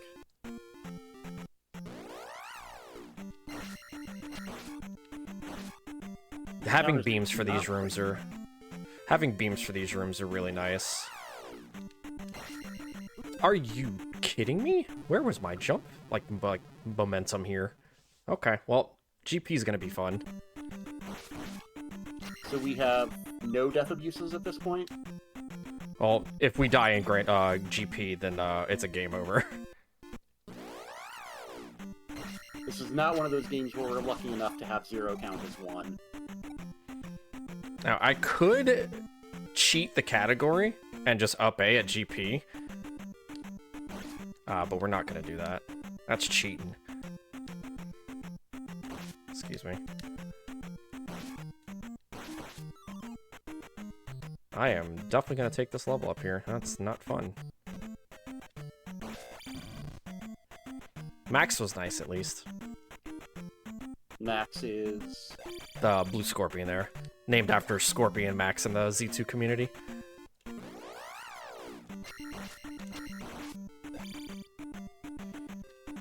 Okay, our XP's fine. Just skip both of these kills. Ow. We don't need beams anymore. Alright, our XP is where we want it to be. We want to take this level up in GP. At the latest that we can possibly take it, so we have full magic right before Thunderbird. Also, get your cat jams out.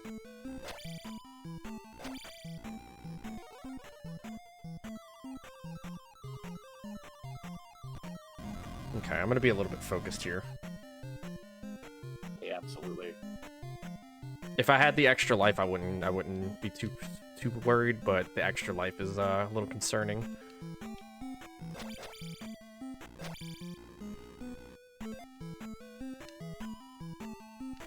Yep.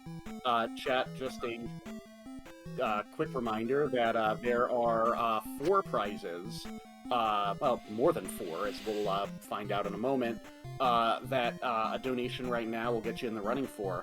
There's a Hylian Shield pair of handwarmers, contributed by Darth Plagle, a Steam code for the game Stray Gods, contributed by Margaret Ann, And then a donation on any day of the week, today included, will get you an entry into the grand prize for a set of 4 Nerdy Cross-Stitch kits from Cross and Coffee, and a set of 4 surprise Steam codes, also from Margie.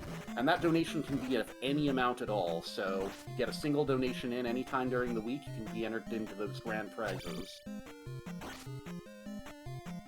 Oh, he was a jerk.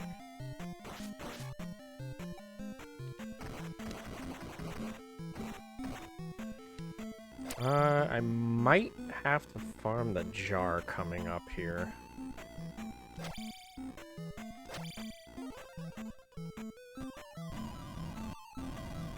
Yeah, we're gonna farm for the jar here.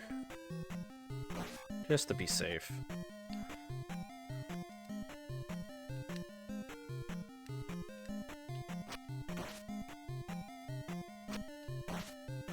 No.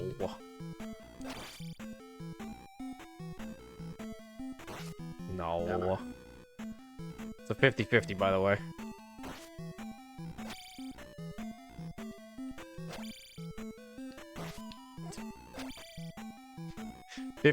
By the way. Engineers in chat, hope you're counting up in binary with me, because we're up to a 1 in 32 on that one.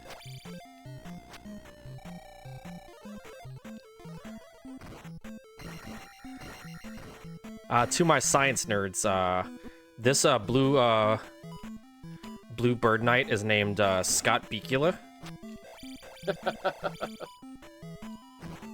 And the jumps that we make to break the blocks and jump into like the gap that we break are called the quantum leaps. So shout outs to my science nerds. Oh, and that is a community thing, by the way. Scott Bicula and quantum leaps.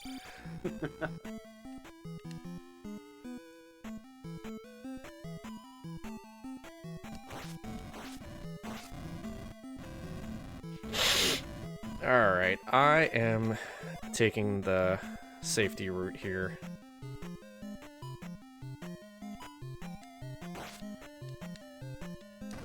I had to do that little duck, if not that blue bird knight. I don't want to say what the bird knight's actual name is, because it kind of teeters the line of PG.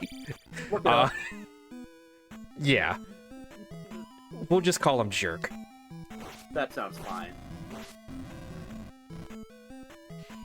Alright, I'm gonna actually take the time to take out one of these. Because we are very close to, we have to worry about this giant bot here. And then we have to worry about a jar drop.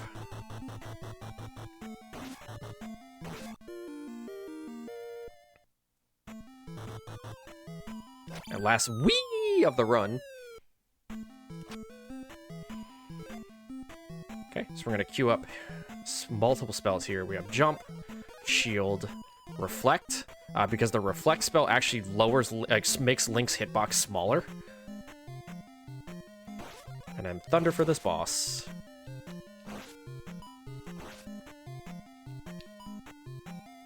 You called this the Thunderbird earlier? Yes, this is Thunderbird. And that's because you use thunder on the Thunderbird? Yep, and that's actually its canon name. Oh, well, that's convenient. Yeah. And then we have the final boss of the game, Dark Link. And then we're gonna have a big screen transition where I change consoles and I have to change the RCA cables in my retro tank.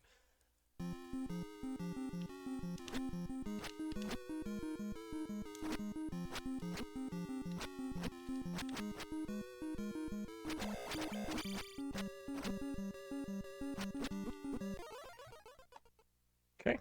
Very nicely done. All right, give me a moment. We are changing cables in the. You can enjoy the sweet look of the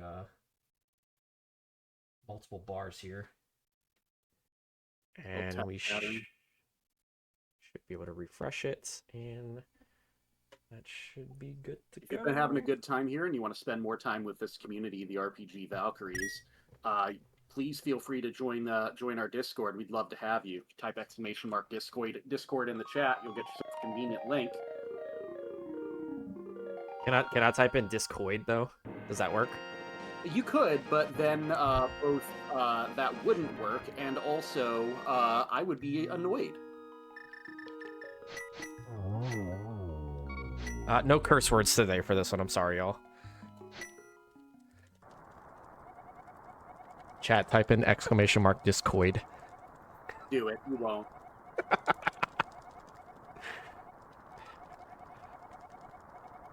All right, onward to the third and final video game. We have Link to the Past. No, We're gonna be playing on the Japanese version because there are exclusive glitches to the Japanese game, and we're gonna be utilizing those to cheat our way to victory. Okay, so not a bit this time. The category I see is any percent NMG, which I presume stands for no major glitches, right? Yes. So the only thing that they really consider major glitching is like clipping out of bounds, and then what they call EG, which is exploration glitch, which allows you to just basically like walk under layer 1 of the game or layer 2 of the game, and you could just kind of like walk through dungeons with like no repercussions. But the category is any percent NMG. I don't know if they removed the no save quit thing, but you can't save quit either. Save quitting is also banned. So And save quitting. Oh, yeah, save quitting would just give you the ability to like start at like Sanctuary or Link's house. It's just not listed in the category anymore. For when I started running it, it was any percent NMG, no SQ. Yeah.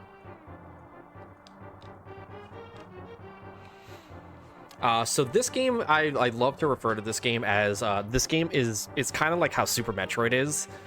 It's optimized to basically have a speed run for every single room.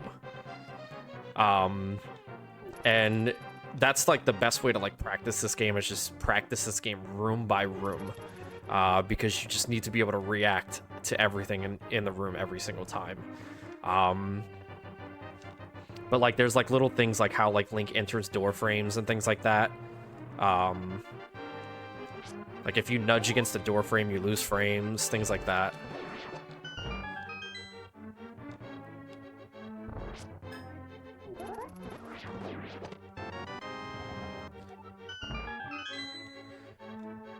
But yeah, there's a lot going on like with how this game, like technical stuff works with this game. I've seen a few folks, probably Barbarella is the one I watch probably the most often, play just all kinds of wild hacks of this. Door randos, bonkery, just all the ways that you can just connect the dots in various ridiculous ways.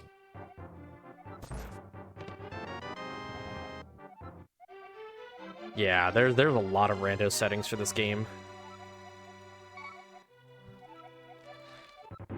One big thing, like when you're like learning this game, you wanna make sure you're clearing a text box with the L and the R button. You can't clear any text boxes with L and R, like mashing it, except for the final text box. And that just gives you the ability to, you're not slashing right after a text box, or you're not like activating like boot stashing and stuff like that, or using like your Y item, like the boomerang, for instance. But you can clear most text boxes, like the final text box, with L and R. And another thing, like, it just frame savers as well. When you're walking into like doors like this, if you press right before a door frame like that, it saves frames. There's a lot of like small technical things in this game. Exiting staircases, like walking left or right, removes like the lag that Link has when he walks up from like a staircase. There's so many small little things. So if we're doing that many micro optimizations, I think it's safe to assume that this that this category's leaderboard is pretty hotly contested. There to put it simply, there are only two 122s on the speedrun board. There are a bunch of 123s. There are only two 122s. One of them was just gotten the other day. It is a 122, I think 31. Wow. Yeah, it's a pretty hard game to like learn. Like and go for a top time. Like even like my top time, I have a 128 in this game. Like, and you know, I think of, you know, myself, I'm not a speedrunner, I just play one on TV, but like the number of available things that you can do in the speedrun community, it isn't just limited to trying to get top times, right? Like you could do glitch hunting, you could do all kinds of things. So you look at this 122 and it looks really scary and intimidating and say, I could never do that. It's like, you know, maybe you could, but even if you can't, there's so many ways that you can contribute to these communities. Oh yeah. There's like even like helping like routing. Like right now, like I'm routing with a few other people like TGH. We're routing Echoes of Wisdom glitchless because the any percent category is just not my cup of tea. So like we've been routing, you know, glitchless and just finding like just minor optimizations, less menus and things like that. It's super helpful. Like we have somebody in the channel that's like, you know, they're not even doing runs yet, but they're finding small micro optimizations here and there of like, well, we can do something that's a little bit faster than what we were doing before. So like any type of help there is just, it's always, yeah, please don't repeat that, is always really nice. I grabbed that Sanctuary heart just because I like the safety hearts, and this game is very mean, especially when you get to the Dark World. Oh yeah, you only have 6 hearts if you don't grab Sank heart when you get to the Dark World, and that's not pleasant since everything hits a minimum of 2 hearts. They're assuming you're gonna have what, blue mail? No, blue mail is actually something you find in Ice Palace. I can't remember which color is which, I'm gonna be honest. Yeah, blue mail is in Ice Palace, which is in the Dark World, and then red mail is in Ganon's Tower. Oh jeez. Okay, so it's really all about just having a nice stack of hearts. Yeah, the game like essentially assumes you would have like 9 or so hearts from picking up like heart pieces and things like that. And you'll see a lot of like Link's movements. Like if you're to the trained eye, you can see Link like walking up the staircase faster, like something like that, rather than just like, I won't do it here, but like just walking up like here. You see how he moves like kind of slow. What I'm doing is I'm actually mashing the left and the right on my D-pad as I'm walking up like ladders, and that's called pumping. Kind of like how Super Metroid is, like when you like mash L and R, it pushes you forward 1 frame. It's the same concept in Link to the Past when you're walking up like a ladder. If you pump left and right, it actually pushes Link and makes Link walk a little bit faster up like staircases and things like that. I never, like, every time I think I've heard all the tech for this game, like, every time I see somebody run, there's always something new.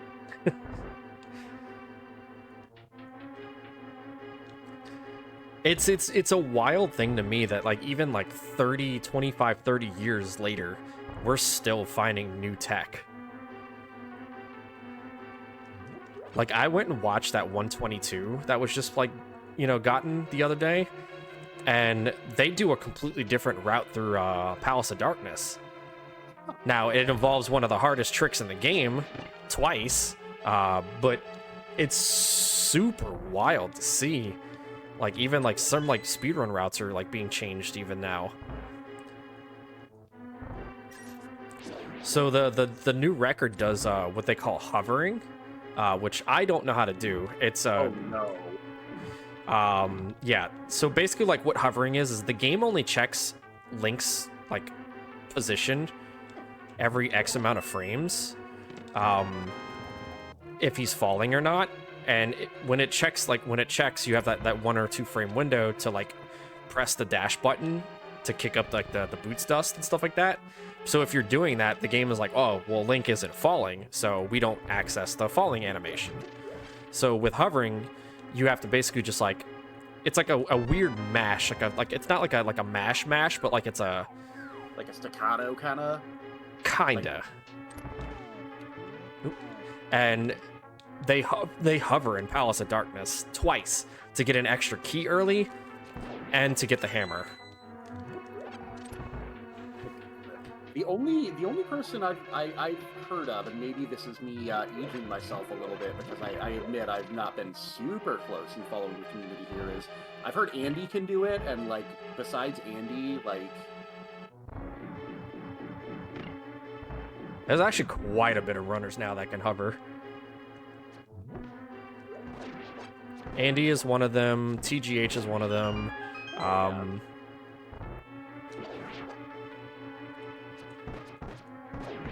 gonna pick this up and those. I do like the boss setups in this run. This run actually has really cool boss setups.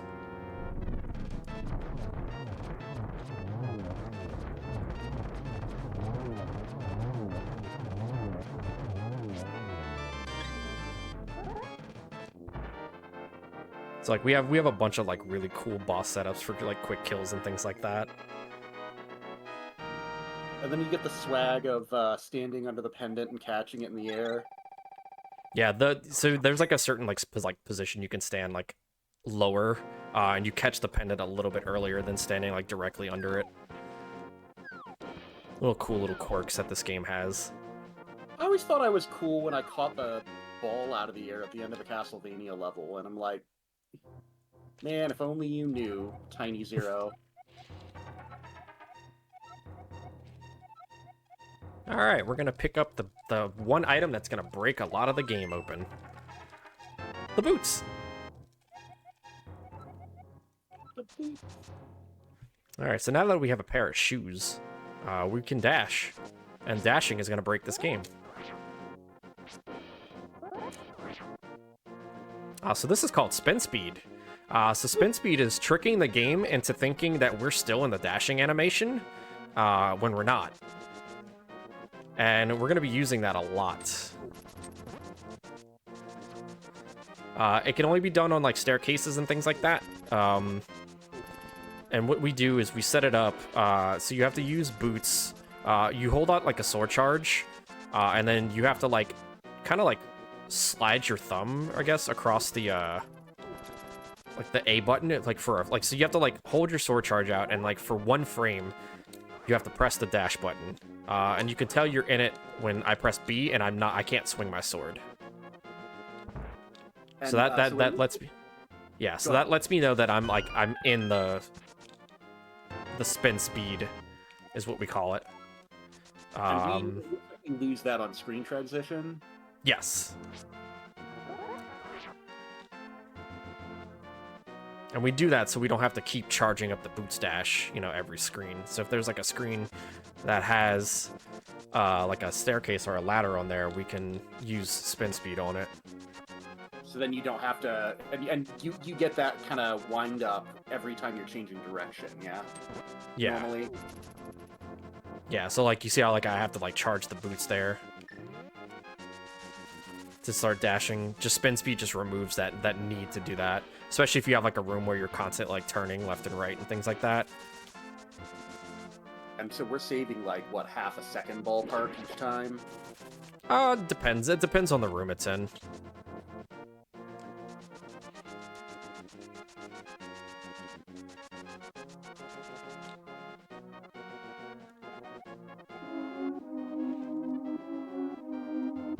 Okay, so we got Desert Palace coming up here. Our goal here is to pick up the gloves, and that's going to allow us to lift heavier objects. But we also need to pick up some arrows as well, because we're going to be utilizing those on the boss coming up here, which is Lanmola. Oops. I didn't hold my boots long enough there.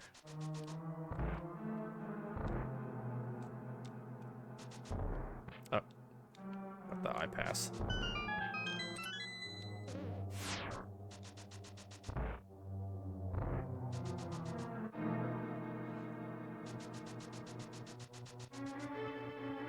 There's like some rooms that it's just not worth it to even dash through. Like this one here, it's not worth it to dash through. You just walk it, it's faster. You lose more time winding up than you gain from the run. Yep.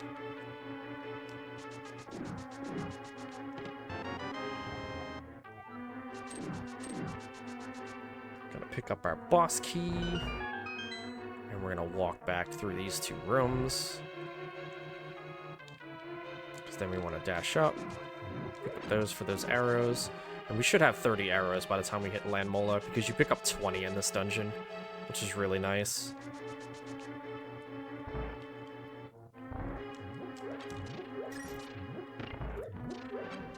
Hope you're staying glued to your screen for this excellent run of Link to the Past. But once we're done with this, you know, well, you've got a little time to kill between this and the what'll hopefully be the 3-heart challenge for Link's Awakening. Head on over to takethis.org, where you can find some freely available stories of hope from people who are managing their mental health, as well as articles on mental health issues in gaming culture.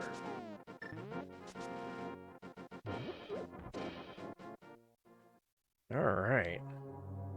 So, back half of Desert Palace, leading up to my least favorite boss in the game. But that's just because it's Land Mola. Land Mola's a jerk. Look, ever since you just sat there with your shield out in Zelda 2, I'm never sure whether I should believe you or not. What do you mean? Karak is impossible.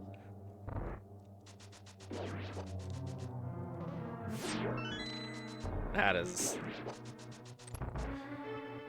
Okay.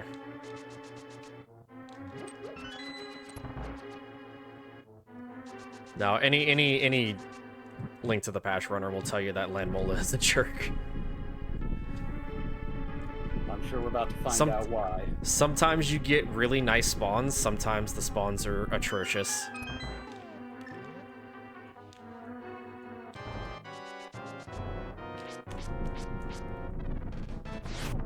Oh, this guy.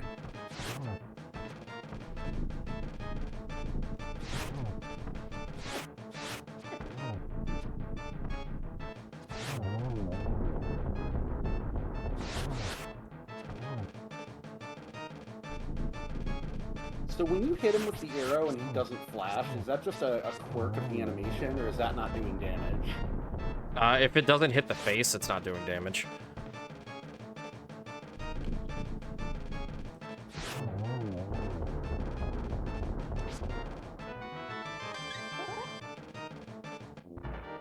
It might not be flashing on the restream because it might be set to like 30 frames. Because if it's on 30 FPS, it doesn't flash a lot. Right, makes sense. All right, not a great fight. That was like six jumps, which is really bad. That's like reset territory in a PB attempt, for me at least. Yeah, it's all right. We're here to raise money, not to PB, but a PB's always gravy. There will not be a PB today, I will tell you that. My splits say that I'm 3.5 minutes red. Well, it's a good thing we can't see them. So look. All right, so we're gonna be doing a little minor. We're gonna be doing a little minor glitch here called fake flippers, and that's gonna be tricking the game thinking that we have flippers. So if we jump into the water and screen transition on the same frame, the game doesn't actually like check for if Link is swimming because, hey, we changed screens while Link was in the water, so Link has the flippers, so now Link can swim. The problem with that is, if we take damage on it, the game freaks out and soft locks.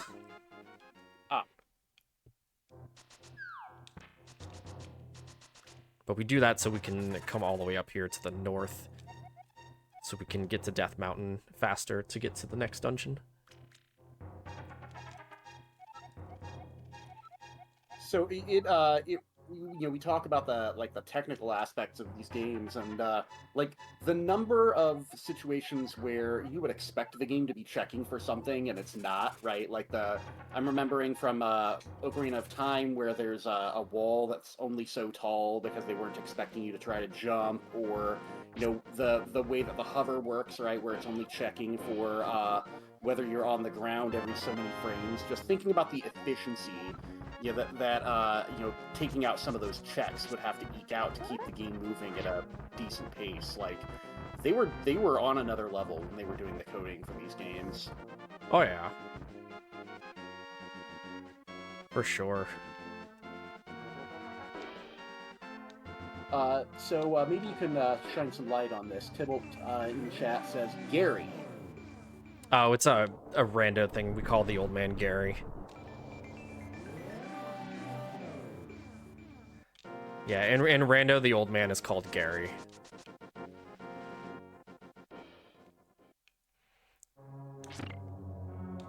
You can hang out with Max.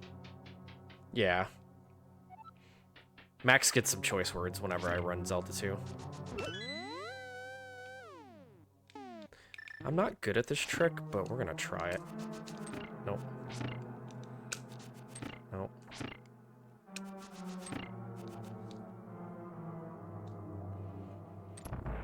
Sideways boomerang dashing is very weird.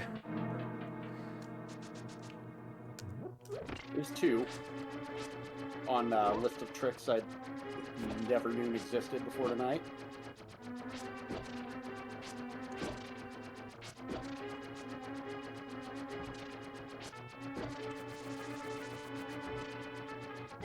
Ow.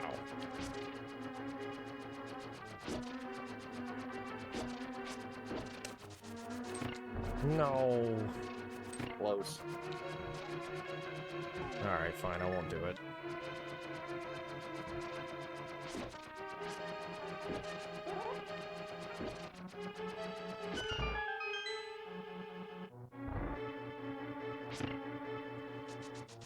We want to hit that switch just because it's a little bit faster. Oh. Excuse me.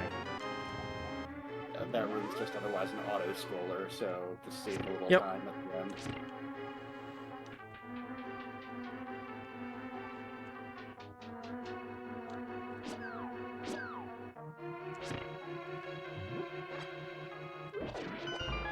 So we're picking up that bomb because we're gonna be doing a bomb jump coming up here to pick up the big chest rather than going up the floor.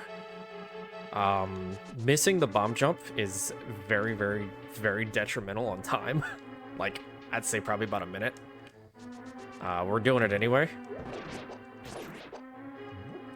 You gotta go for the swag.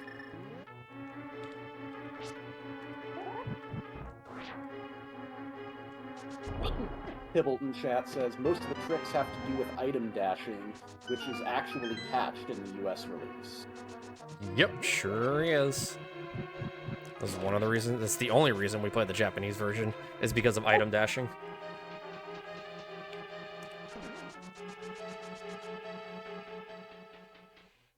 Alright. Everybody's favorite boss. Googly eyes. I think we're gonna have to agree to disagree on that one. No. No.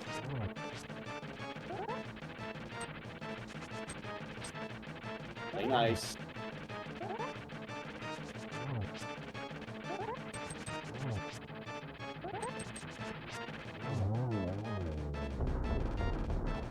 Okay.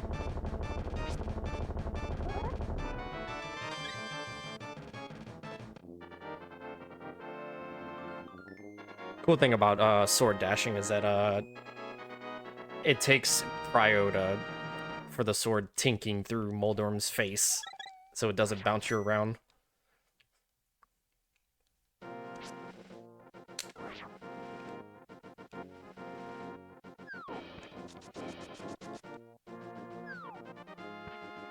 Alright, so now we're gonna go and pick up the Master Sword.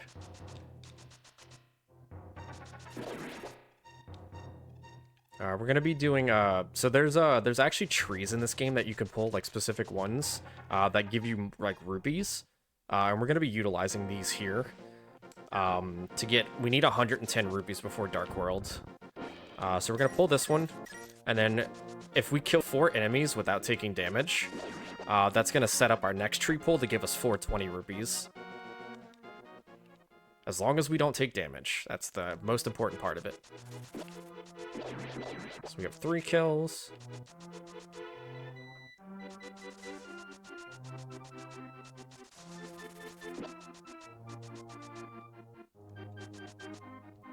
And we're gonna come pull the Master Sword. The animals are all here to root you on. Yeah.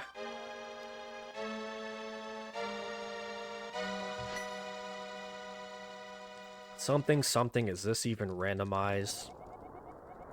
Something, something.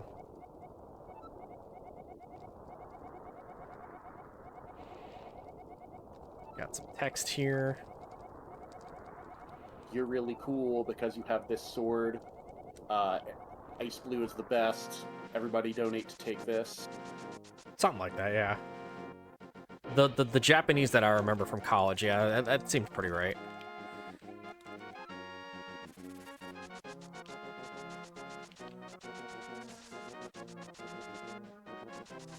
Alright, we didn't get a kill here, so we need to come up, kill that guy.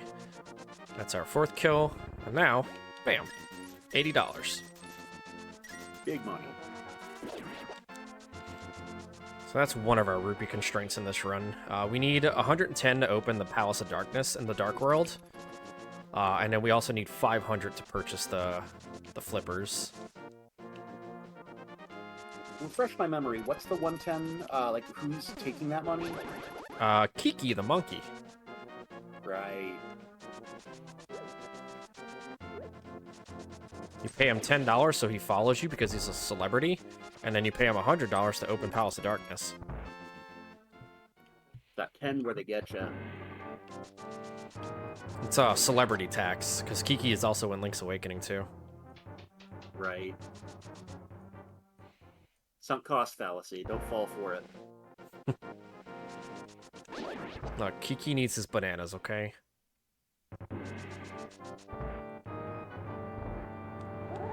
2 charge swing, 2 arrows, sword beam.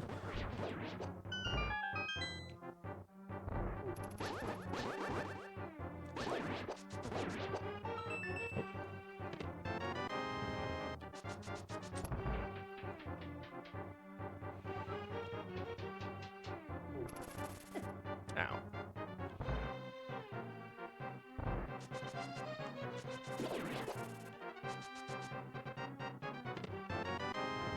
And everybody's favorite fight is coming up. It's the fight of guess how many blue balls Aghanim is gonna give us. Every blue ball loses 6.5 seconds. And it's 100% RNG.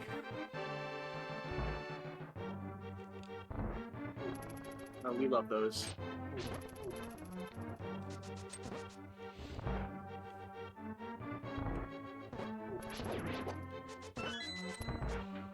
The max you can get, I believe, is either 13 or 15.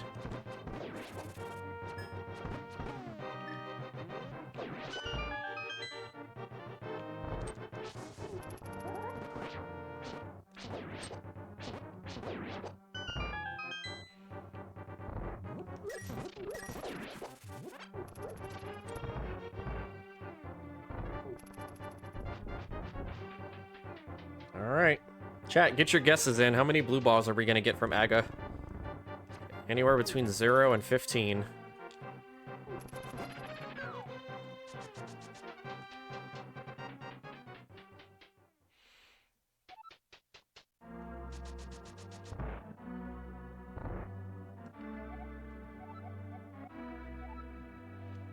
Cubs. That's it. You're uninvited to the party.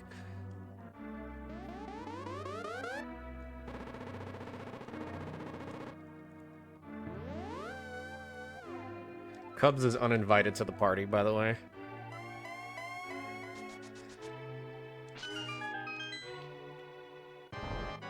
There's what, 99.999999875% chance that that won't come to pass. All right, get your guesses in chat. There's one.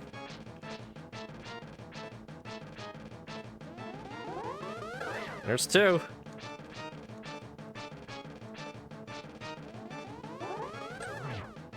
All right, it won't be 15. Cubs is back being invited.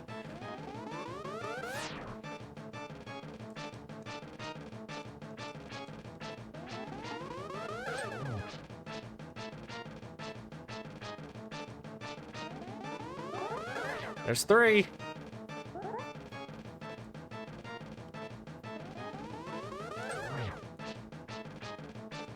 This guy takes how many hits? 6.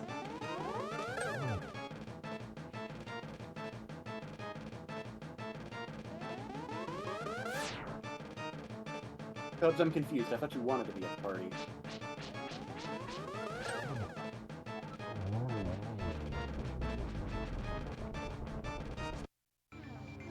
All right, 3 blue balls. Ooh, Garby got it. Nice.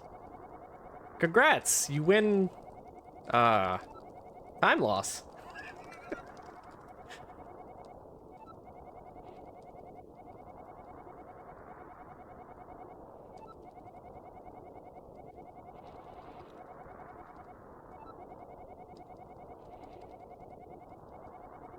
So we probably got about maybe a little north of an hour before our Zelda Link's Awakening run. Still looking for a few more donations to get us through to that 3-heart challenge.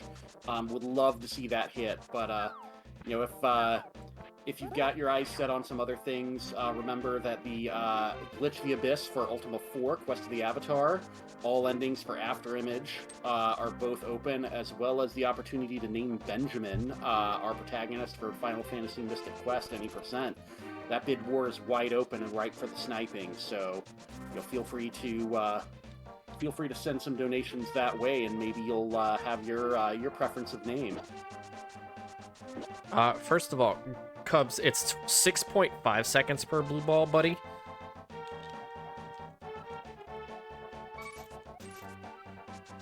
So we only lost, what?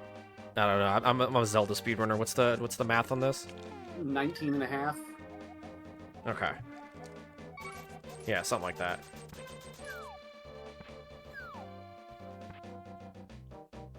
There are 2 things having a gifted education gave me, and those 2 things are a very, very strong capability at mental arithmetic and crippling anxiety. I just got the crippling anxiety part, that's all.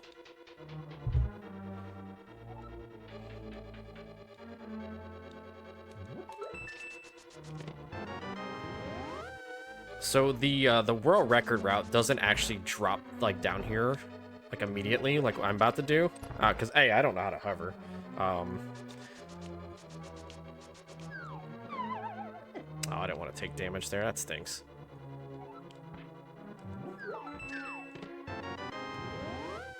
Yeah, it actually saves like 2 mirrors, which is a lot of time. Oh, do you not lose health from dropping down a floor? Is that just if you fall into a black abyss? So in the Japanese version, if you get hit while falling down any pit, Link will take damage. In the US version, he does not. It's one of the weird side effects of this game, of us running it in Japanese, and it makes it even funnier, because we actually have to be careful like with that in Skull Woods, because if you get grabbed by a wall master while falling before it actually like changes scenes, the wall master will grab you. Rude.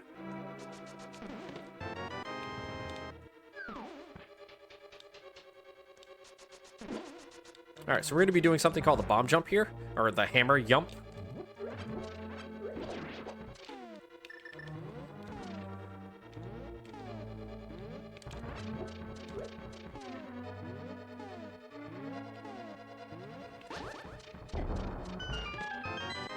Smooth. And that's to skip over walking through all of this dark room and using a key here.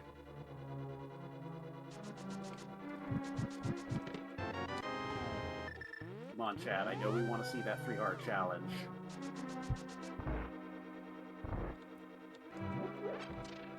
Three-heart challenge is really cool. I'm hoping we can see it.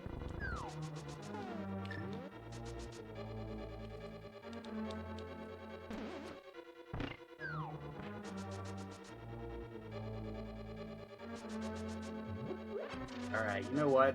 Maybe the crowd's not a big fan of dad jokes. You know, what would you name your speedrun trick if you had one named after you? It depends on what the speedrun trick is. Yeah, you know what? That's fair, that's fair.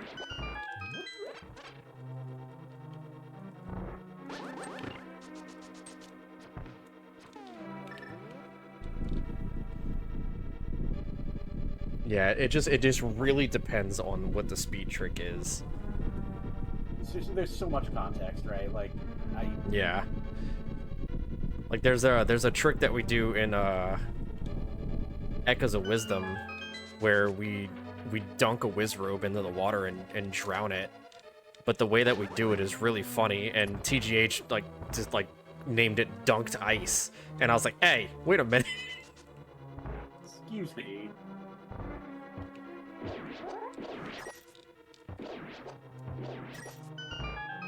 And of course, like anything that has a name that you're like, hey, you know what? Rude. It's just going to be named that forever now, right? Oh, yeah. Not you, says TGH. I don't believe you, Tej. Of course you spit a fireball.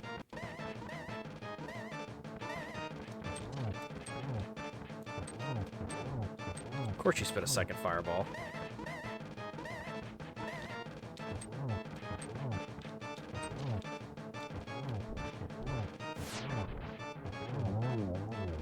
So what are we looking for here? What you mean? I'm a fool, and I'm actually looking on the normal stream. Like, we're not looking for fireball. Yeah, no, we don't want fireball. We want him to swing his tail, because it gives me the ability to hit his mask more. You have 4 hits of damage on that boss. If you take 4 hits of damage, I have to go through the entirety of the Palace of Darkness again.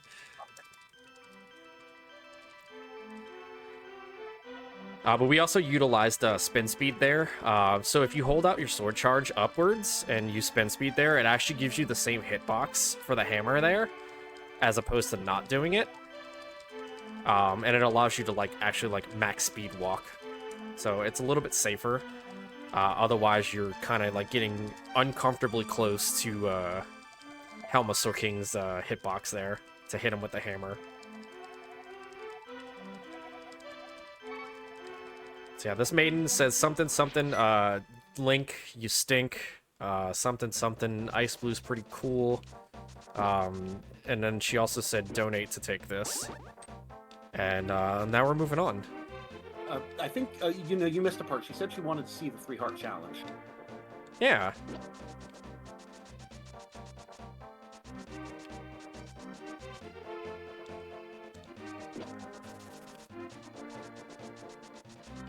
Very, very uncomfortably close to that murder dactyl.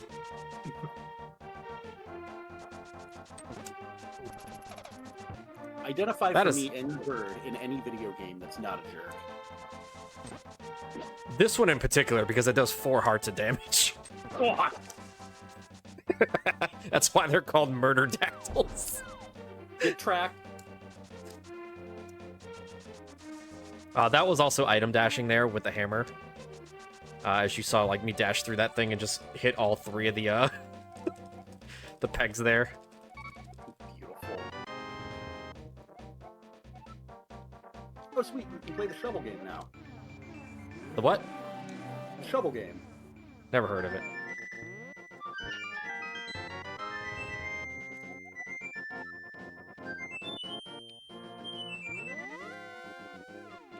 What, and then you to tell me you don't want to play for a piece of heart? No. Absolutely not. Alright, as per tradition, folks, If you have salute emotes, or just an 07 will work too. We're about to play the national anthem of Link to the Past. So please, if you'd like to, you don't have to rise, but please salute.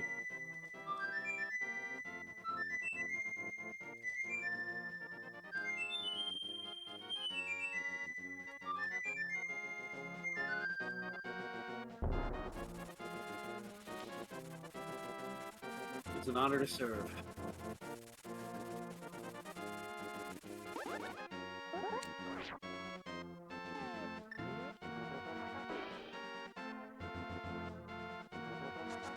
Thank y'all.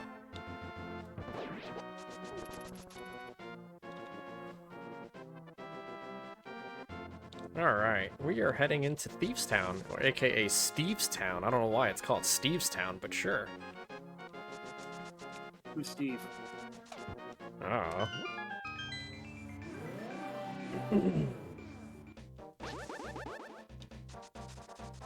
Steve One thing I didn't...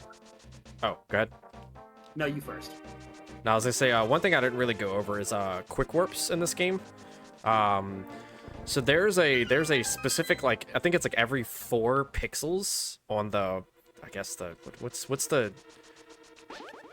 the up and down axis? Is that the Y coordinate or the X coordinate? Y in a 2D plane.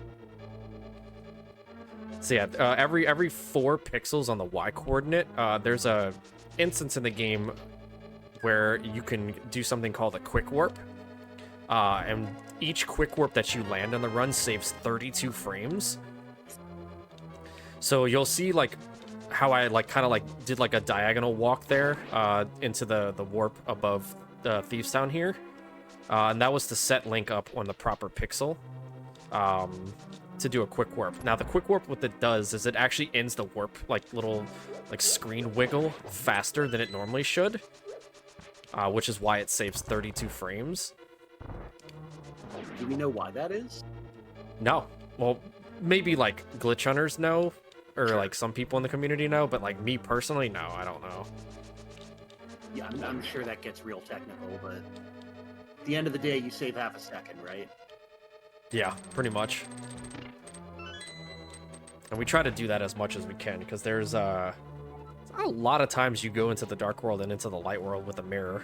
Because it even works with a mirror, too. Anywhere you see that wave. Well, there's no visual indicator on where it works. You just have to kind of know the out. You just have to know the position where it does it.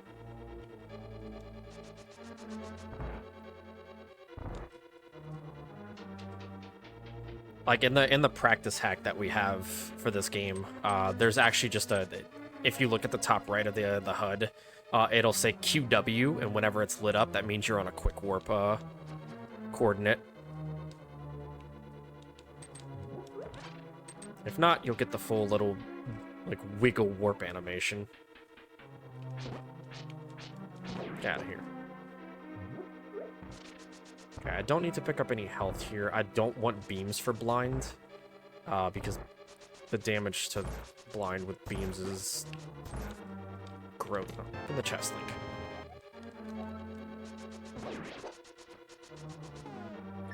And that's another thing. We were talking about things you can do in the speedrunning community, like ASM hacking for tools and things like that. That's really neat. A good way to get runners up to speed. Oh yeah. I don't think I would have learned any of these speedruns had it not been for practice hacks. Practice hacks are such a big thing for speedrunning. Unless you're silly like me and you go learn a Switch game that doesn't have a practice hack. Alright, so this is blind. As long as we follow and hit blind in the same spots every time, this is an auto-scroller. Hey, perfect, because I owe you a donation, and my apologies, because I would have loved to read this a couple minutes ago, but better late than never. $7 from Alice Rajasu going to that free heart challenge that says, "What's that? Donate $7 for the national anthem?" Okay. Like, I, for some reason, got off the script, and I don't know how. But that sucks, because now blind is going to spawn in a very awkward spot. I do want to at least give us some good news, which is that is indeed 100 donations to take this. So thank you very much for your generosity, Chad. It's been a great week so far. Let's keep it going. Yo, thank y'all so much for the donations. Alright, we have to outplay this safe.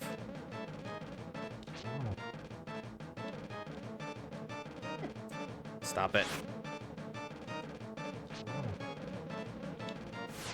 Stop it. No. Okay.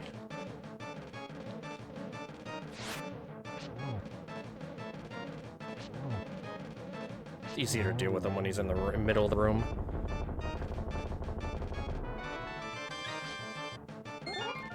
It's been a while since I've lost the auto-scroller portion of that battle.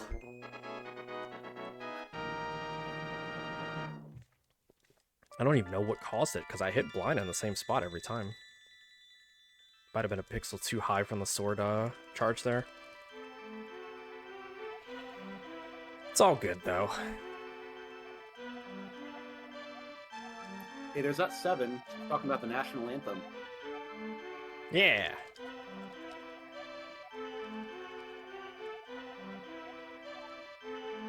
Okay, something, she said, if you don't get the 3-heart challenge, she's going to cuss on stream.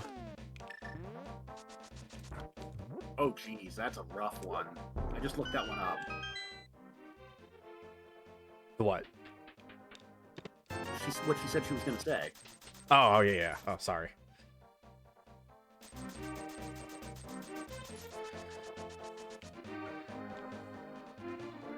Yeah, so if chat, if we don't make it, just know that maiden is she's dropping some whew, definitely words you don't want to hear.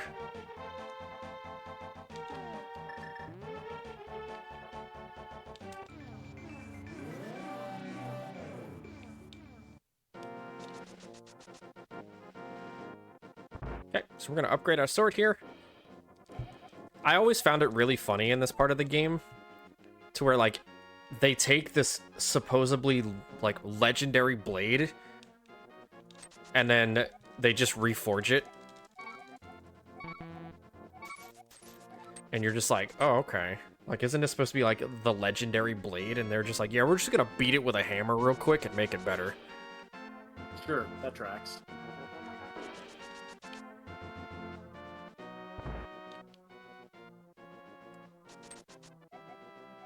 Alright, so we're gonna pick up the bacon sword, the tempered. And, yeah, that's gonna be our final sword upgrade in the run. And we're also There's gonna one pick up more this... after that, right? There is, but we don't see it in this run. Alright, gonna pick up another 300 bucks here in, chouse, as we call it.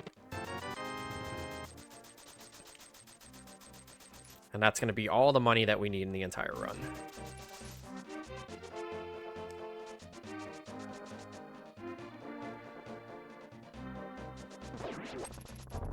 Oh, not even close.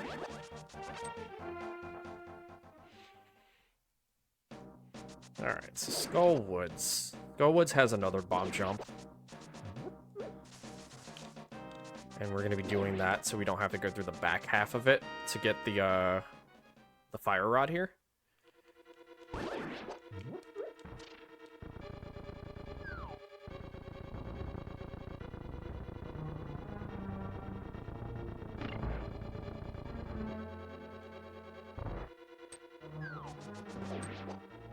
I'm just imagining all the kids who pushed that statue forwards the first time. And just got grabbed by the wall master. Because it was me. I was that kid. No, we don't want to fall down.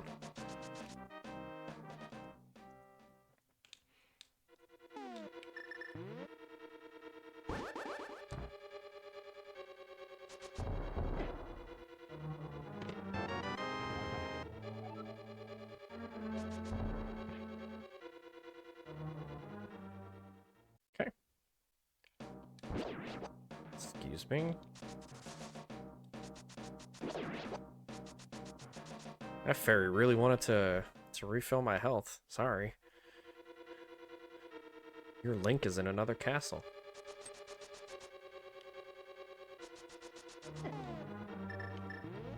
That's how that went, right?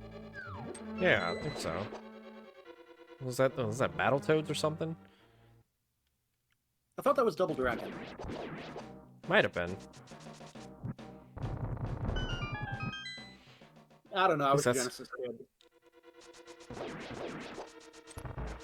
It was some game. I don't remember. Wasn't even close.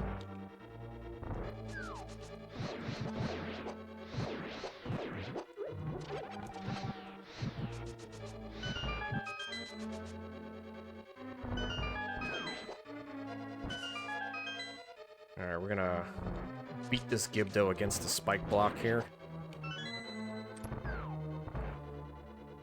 Yeah, this is the room right here. If you get grabbed by the Wall Master while falling, it brings you back to the front of the dungeon.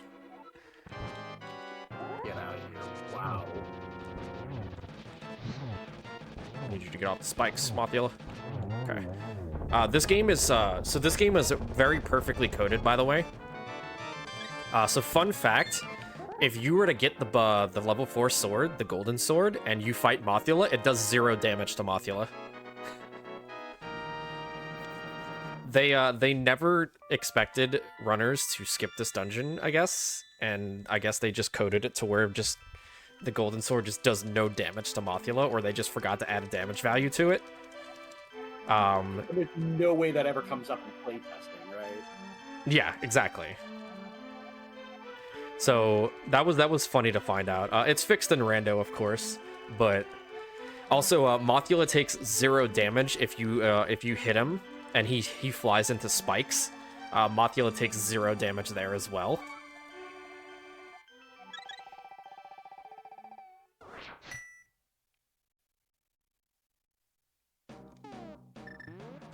All right, we're gonna set up a little thing that involves the little bird here. Out of here. Alright, so we're going to walk a little bit down here before the bird flies off the screen.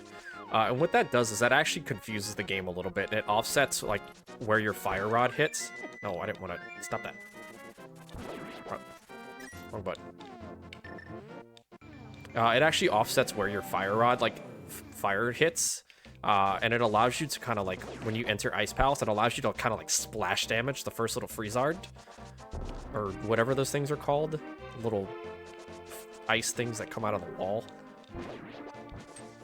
Can I get a heart drop, please? I'd like my beams back. The fairy tried.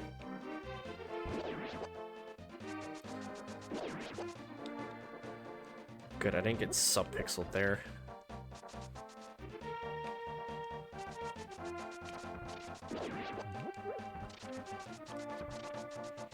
Okay, I guess we're just not getting beams back. It's fine.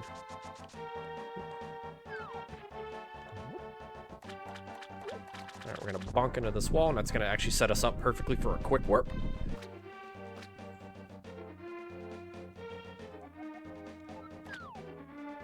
So right now we're on the perfect Y coordinate for a quick warp.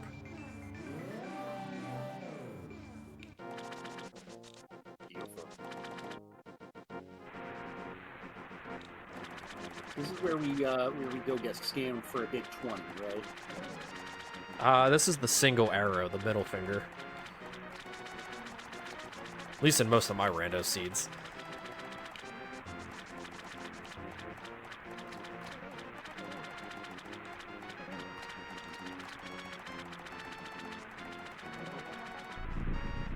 Dragon Lord Carter in chat mentions in that spike room fighting Helmasaur King. Yeah, Helmasaur's pretty bad to fight in Mothula's room. I really love it in rando if you do like boss rando. When you get Mothula in rooms that don't have spikes, because then you're just like,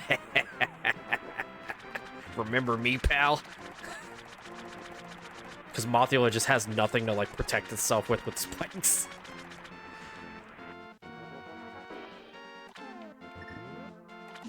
I'm not trapped in here with you. You're trapped in here with me. Yeah, basically.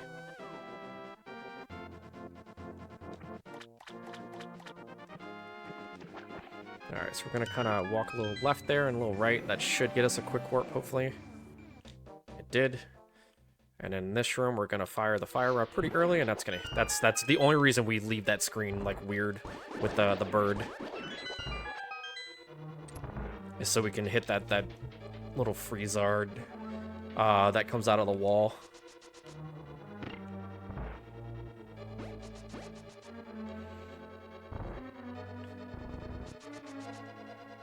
Alright, this is probably one of the scariest bosses in the entire run. Because if things go bad, Cold Stare is a jerk. You have falling ice blocks that hit you. Cold Stare hits you for 4 hearts. Not really a whole lot of room for error there. No.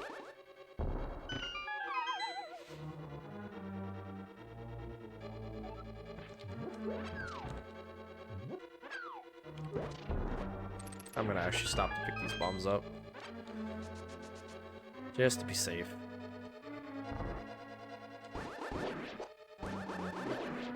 Those of you who may just be joining us, you are currently watching Speedrun Ragnarok 2024. We're proud to benefit Take This again this year. Take This reaches out to the gaming companies to help them promote healthier and more productive work environments and ensure they have methods in place for helping employees who suffer from mental illness. And let me tell you, having a company that supports you for mental and physical health is really a game changer. Like, you find a company that is willing to take care of you when you're going through a rough time, but hold on to them.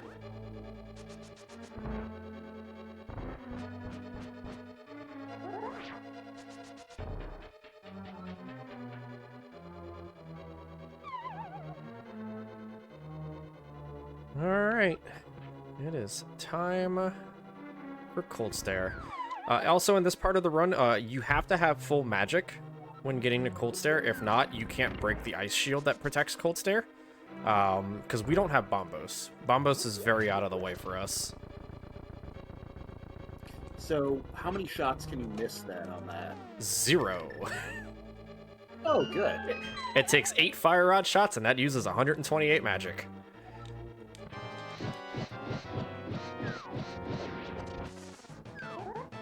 Nailed it.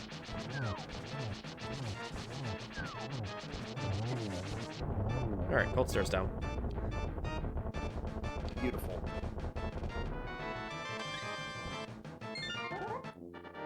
Thank you, Garvey, for dropping that donate link in chat. Still looking for that 3-heart run.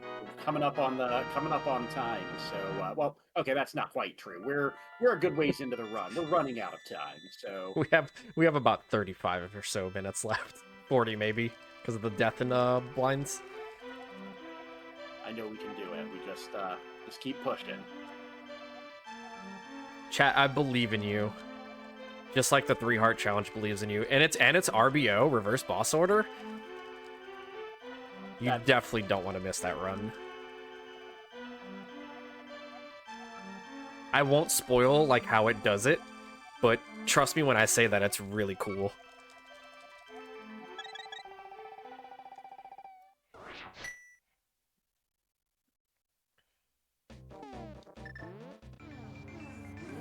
Alright, so there's a couple of different route divergences you can do here. So we're gonna go to Death Mountain first here. Normally I'd go to Swamp Palace first to go get the hook shot. That just makes this faster. But I'm gonna do this early so I can make sure I have beams for Misery Mire.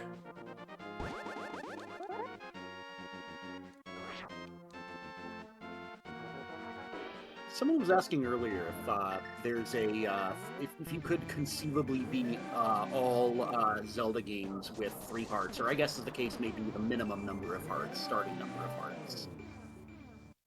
You could do it in this game. You could do it in Link to the Past, or in Zelda 1. You cannot do it in Zelda 2 because you start with 4 hearts.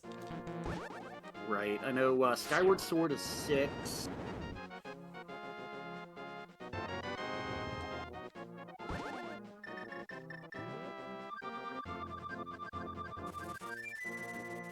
Breath of the Wild starts you with 3, which is heckin' rude.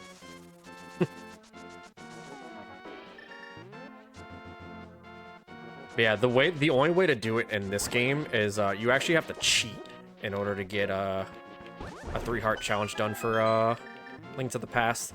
You have to overload the game because like the game doesn't spawn the dungeon prize without picking up the heart container. You have to overload the sprite count in order to despawn the heart container pickup. So, you just, now you have me curious. How do you do that normally? In Eastern Palace, it's like fire like 4 arrows, and then like on the like right as you're firing, or like 5 arrows, and like right as you're firing like the 5th arrow, you menu to lamp, and then you lamp twice, and then walk into the heart container, and it'll give you the sound of it picking up the heart container, but it actually won't add it to your counter. Big kudos to whoever figured that out. Yeah, so there's actually a true low percent run now where you beat the game with 3 hearts. It's really cool. And does that work on every boss, or is there like different tech for each boss room? There's different tech for each boss. Most of them now, like because like now like early you have to get like the Cane of Samaria super early. So you can use cane dashing and stuff like that to do it. There's different methods for every heart container. It's actually really funny. That's too much fun. Got a quick donation here. It will load for me. Yep, got it. Okay. I've got $10 from Garby for the 3-heart challenge. Says, let's get that 3-heart challenge. You know we love to hear it. And then I have $5 from Possum, opening up that bid war on naming Benjamin for Final Fantasy Mystic Quest. And our starting name is Ziggy. So you like it, and you want to, see it win. A few more donations will help preserve that lead. If you're not a big fan, you want to name Benjamin something else, $5.01 will get you started toward a new leader for that name. So let's keep it rolling. Heck yeah! Thank y'all for the donations. I appreciate it. Ow. Water jerk.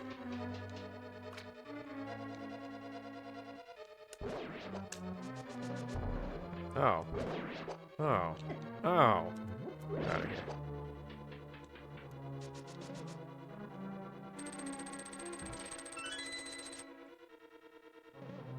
Can't flood the key if it's required first in vanilla. Hee hee.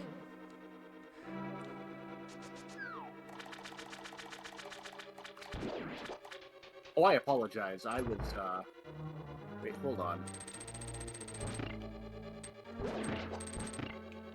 Sorry, bear with me a sec. Having a little technical issue here, so, Oh no.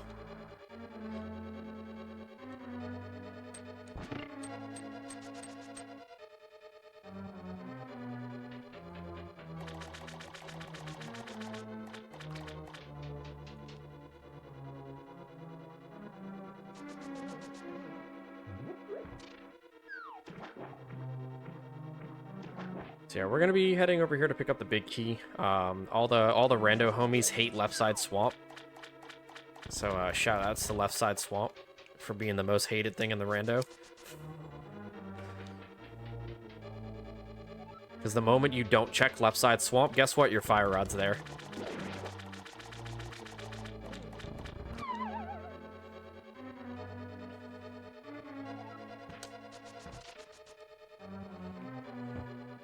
Alright, pick up the big key here. We're gonna be picking up one of the most useful items in the run, hook shot. Always check left side swamp? Absolutely not. God, a French vanilla hook shot. That sounds awful.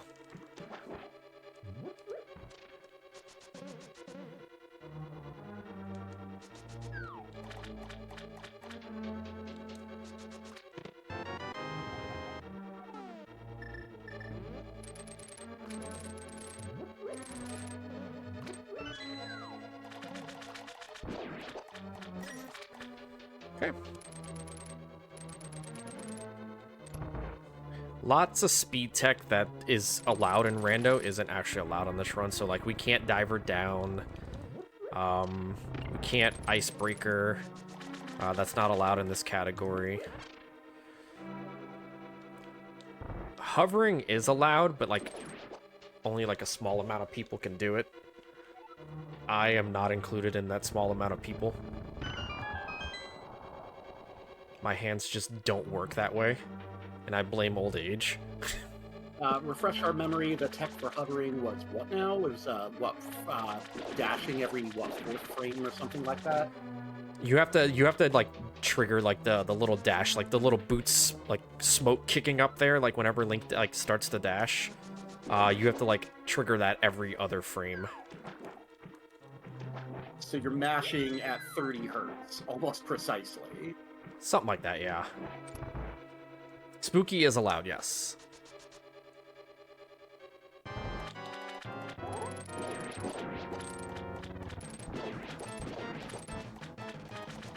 Ow, jeez.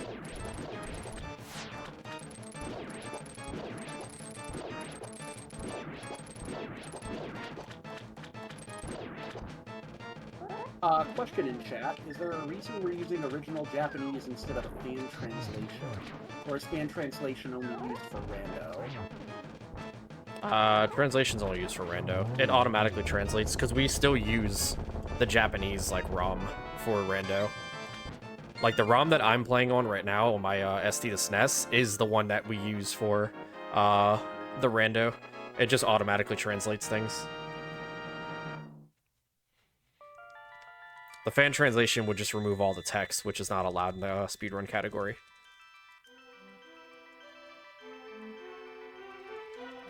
Alright, so this is the longest cutscene in the entire game. This crystal cutscene takes exactly 54 seconds from the moment Link picks up the crystal to this maiden stopping her, her talking. I think the second one is Palace of Darkness at 49 or 51 seconds or something like that. It's every single one of these cutscenes are timed out. Whoa, so I apologize. Let me jump in here. We have an incredibly generous $140 donation from Possum toward that 3-heart challenge. Really, really incredibly thank you for your generosity. That puts us up to $207 out of the $250 needed for that 3-heart challenge. We are very, very close now. I can't thank you enough. Really appreciate that so much. Yo, and it is huge shout-outs. Yo, thank you so much. Alright, so I walked specifically under the rock there to pick it up before the bird exits the screen here, and that's gonna set up what we call spooky action glitch, which I explained kind of like how it works in the Ice Palace with that fire rod shot. We're gonna actually be utilizing it a lot more in this dungeon, because what that does is that's gonna actually offset the actual hitbox of the fire rod shot in this dungeon. So you'll see it in a little while here after we get through these like few rooms.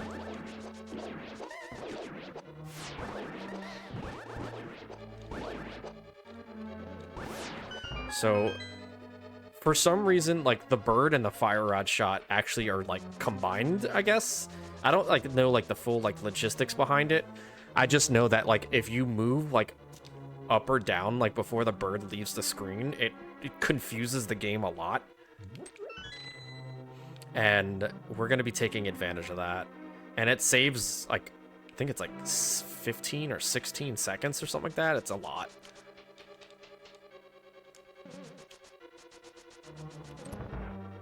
And there's ways to actually remove the glitch. So if I were to use my lamp, it would delete the glitch and reset the value for the bird. If I were to use if I use the Cane of Samaria, it would do the same thing. Anything that uses like a thing in front of you that isn't a projectile, like the fire rod, it just disables the glitch entirely. And the way that, because we have to use the Cane of Samaria before we can actually utilize the glitch, the way to get rid of that is by kicking up dust with the boots there. before we lay a Samaria block. And so that overrides it from actually overriding the other value that the bird gives us.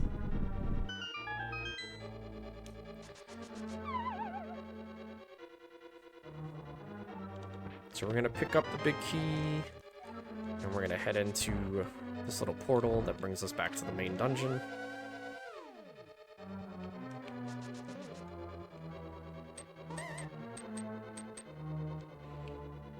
And we're going to come over here and pick up our Cane of Samaria.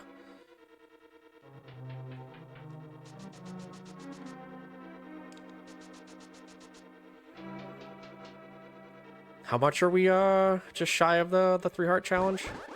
We are at 207 out of 250, so that puts us $43 short. Chat, we're so close. Yeah, we are.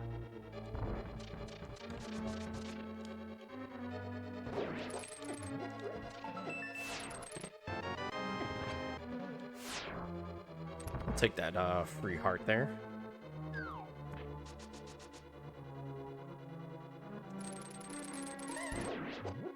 Oh, you despawned my heart container.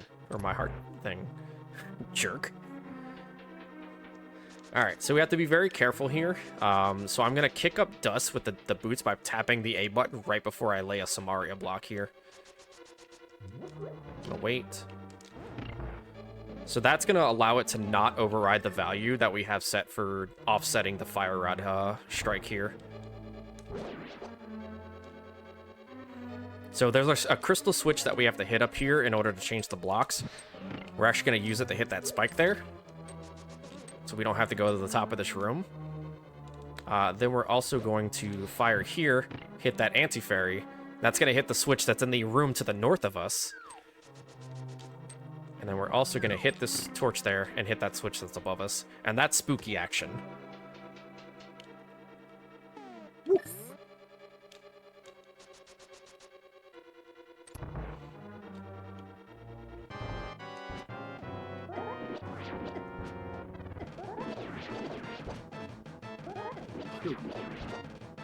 There's three. There's three that I know of now that I have new tricks that I've learned.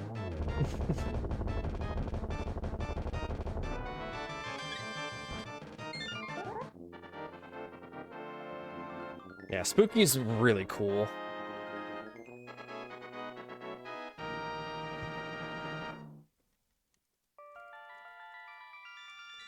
Okay, so we already have Quake, we already have the Ice Rod, so we can just immediately go to Death Mountain.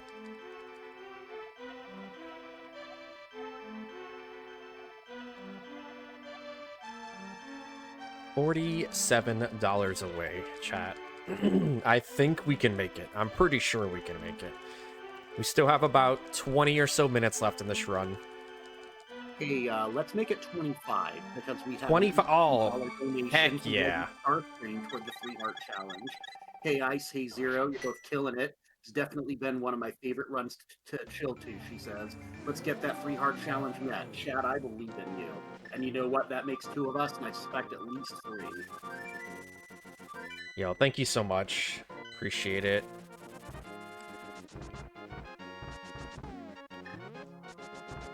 Puts us at 225 out of 250. That's 90% of the way there. We can definitely make it. Ow. I didn't want beam swords anyway. Those stink. Alright.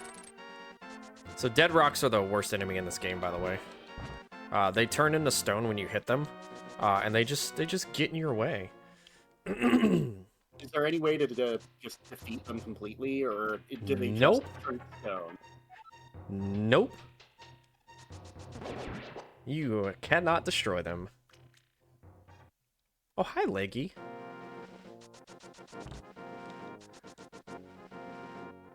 Some back and forth in chat. $25 away from 3-heart challenge. Yes. Yes. And Leggy, with a very helpful correction from my behalf, The donations can be as little as $1, so every drop fills the bucket. We'd really, really appreciate it. And thank you everyone who's donated during these runs.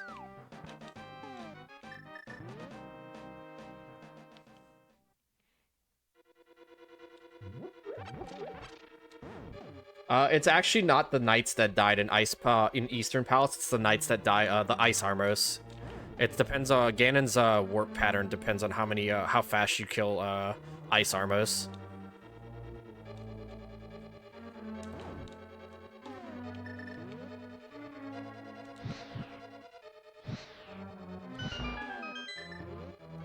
Oop. A little late on the hook shot there.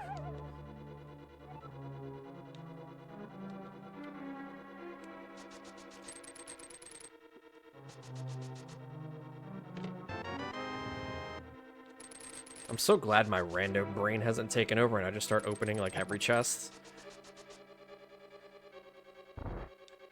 Come on, there's supposed to be a. God help me! I was looking for a name of a Zelda item, and my coffee's starting to wear off. Let me tell you what.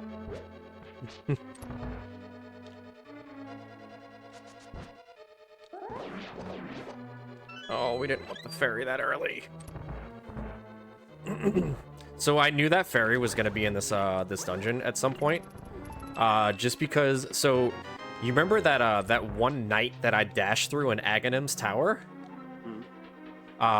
For some reason, the drop table right there, if you dash through those two nights, it sets up a fairy drop on the Pokies in this dungeon in particular. Because when you dash through an enemy, it actually does not trigger the drop that the enemy gives you. It actually stores it for a later value. So those two nights in particular that we dash through store a fairy drop for this dungeon.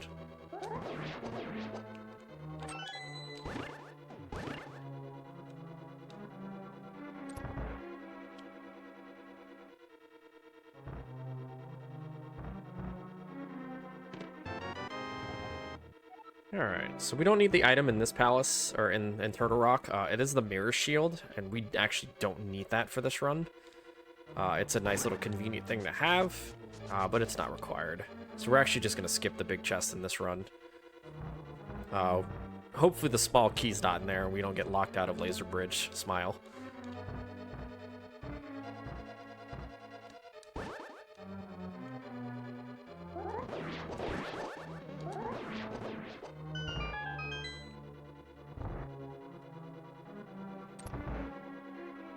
The lag shield is correct, yes.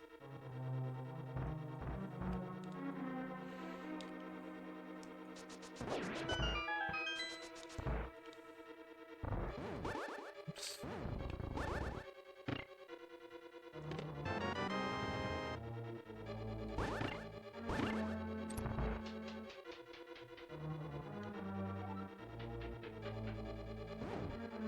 It's a good thing my ice rod wasn't on Laser Bridge.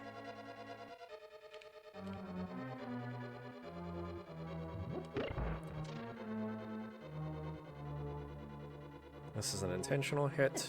Might take a second hit here because I messed up this room a little, which is okay.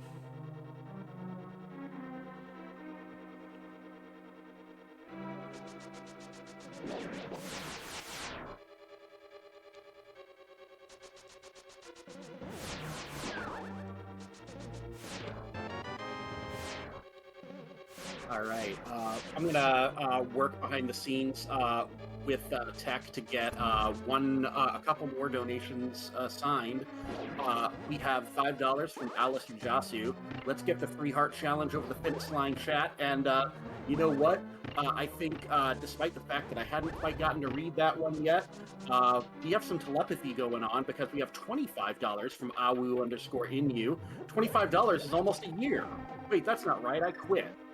Here's your dad joke. What's the best way to get the What's the best way to get to the hospital after you're breaking your foot? With a tow truck. I was gonna tell a sodium joke, then I thought, nah. And with that, thank you very, very much indeed, because we have that free heart challenge coming for us after this. Oh, run. baby. Yo, thank y'all for the donations. And a woo, you're fired. I'll see you in my office after this stream. One more $5 donation from an anonymous donor that says, Azuark said they'd give $5 if I gave $5. Yo, heck yeah to all y'all. I promise you, you are gonna love the Link's Awakening run.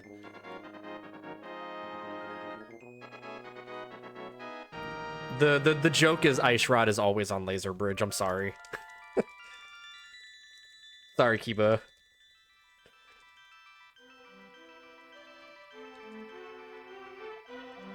Oh, look, it's Zelda. Does that mean we beat the game? Time? Time? That's usually how it goes, right? When you collect Zelda and you save her?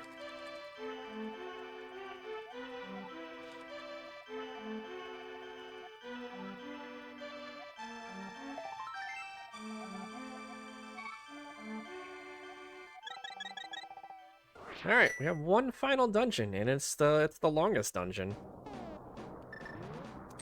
We have Ganon's Tower. Now, I would say I'd do the Ganon's Tower big key guessing game, but we know which one it is.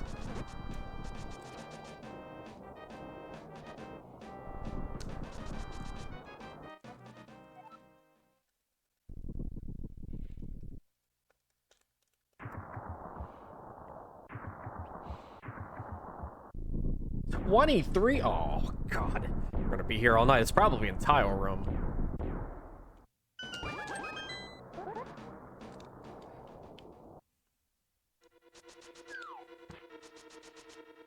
If the big key is in Tile Room, I'll ban a woo in my own chat.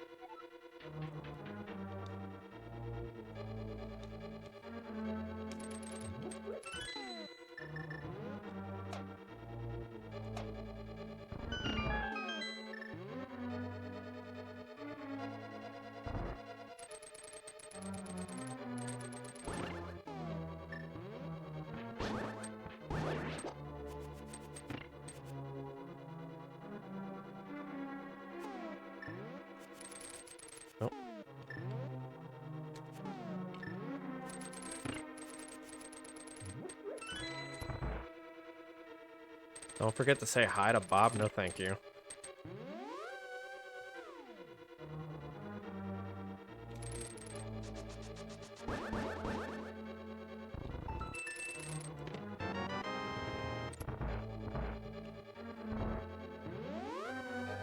Alright, we take this right one because you can just hookshot the wall down.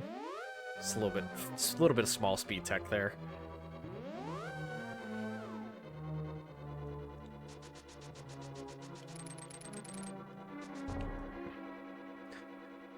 Alright, so like it was mentioned in chat earlier, the amount of time it takes to take out Ice Armos actually determines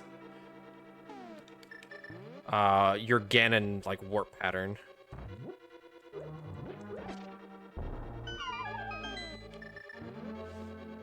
But we're gonna be destroying these pretty quickly, so.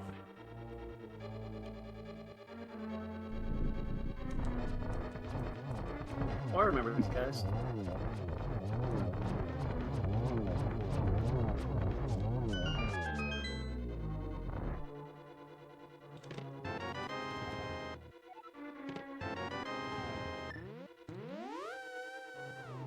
Hi, Miria.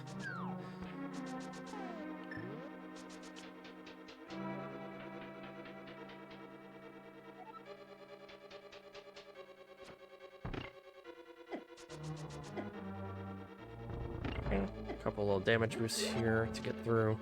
We're gonna sword buffer these.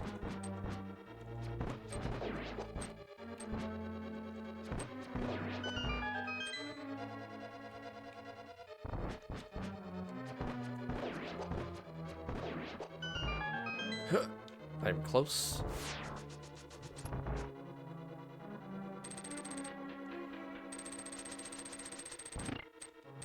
Oh no. It didn't register my dash. That was a little too fast on the dash there.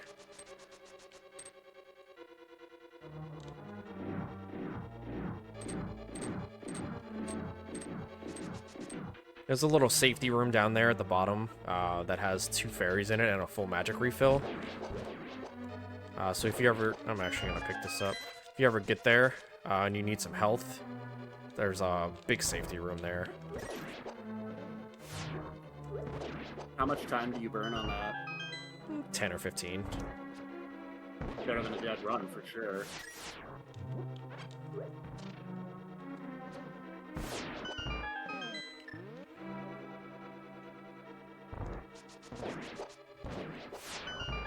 Thankfully, like, dying in this run isn't, like, necessarily, like, indicators of a dead run.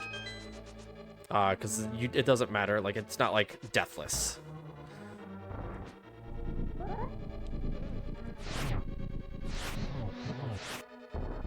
Oh, 2 short hoppers. Nice.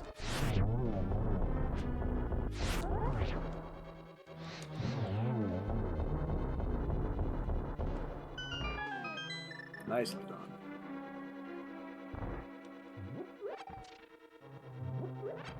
That fight was actually not great at all. Looks better than I can do it. Really liking all these heart drops. See, there's a secret that I've learned, iceblue, and I think maybe this will be a good learning moment for you. If you do something bad and you don't tell anyone, people will believe you if you say that you're doing a good job. That was the fastest I could have ever done that room. Smile. And I promise you that no one in chat is going to question it.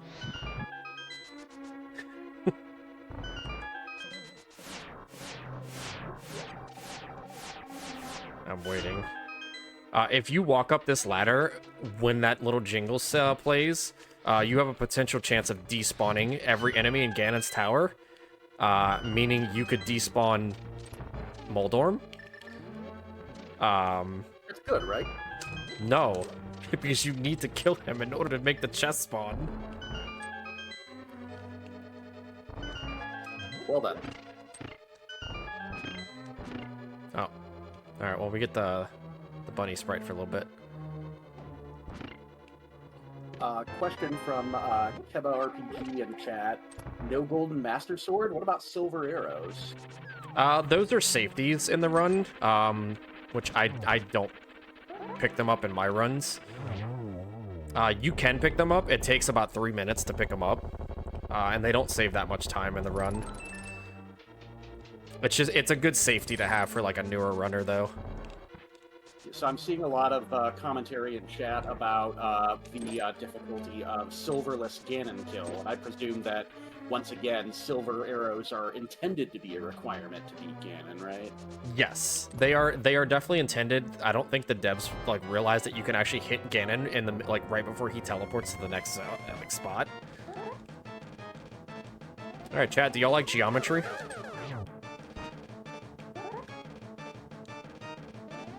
That was probably my worst math class, except for differential equations, but I've been told on very high authority we do not talk about math.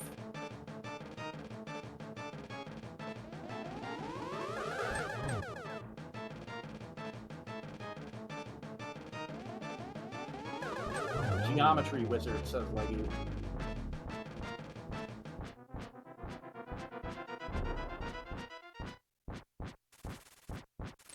And by the way, chat, if you're wondering what I remember about differential equations, it's this. Don't take differential equations.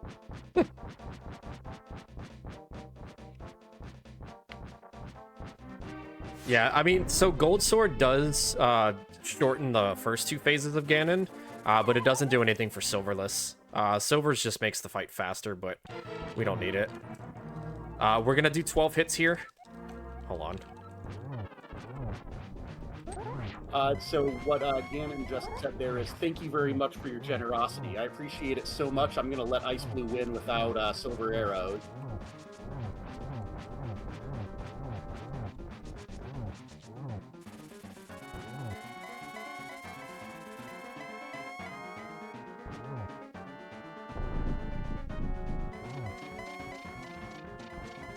One thing I never had the audacity to test in this room, if you fall in that hole, does it duke you out, or is it just a heart of damage? Nope, kicks you out. There's a room right below this. Of course.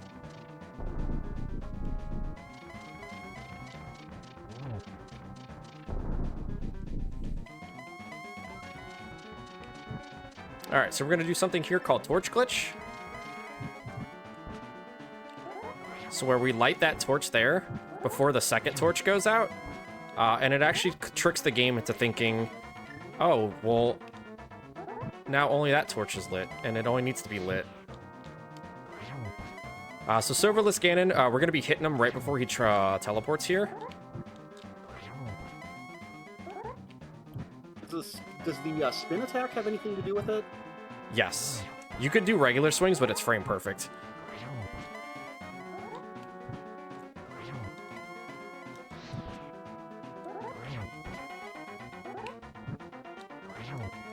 Spin attacks just guarantee the hit in the middle of the spin. That hitbox stays live for a fair bit longer. Yeah. Alright, Ganon's dead.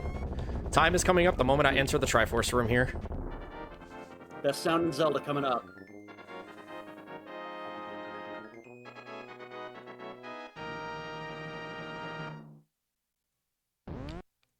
Time.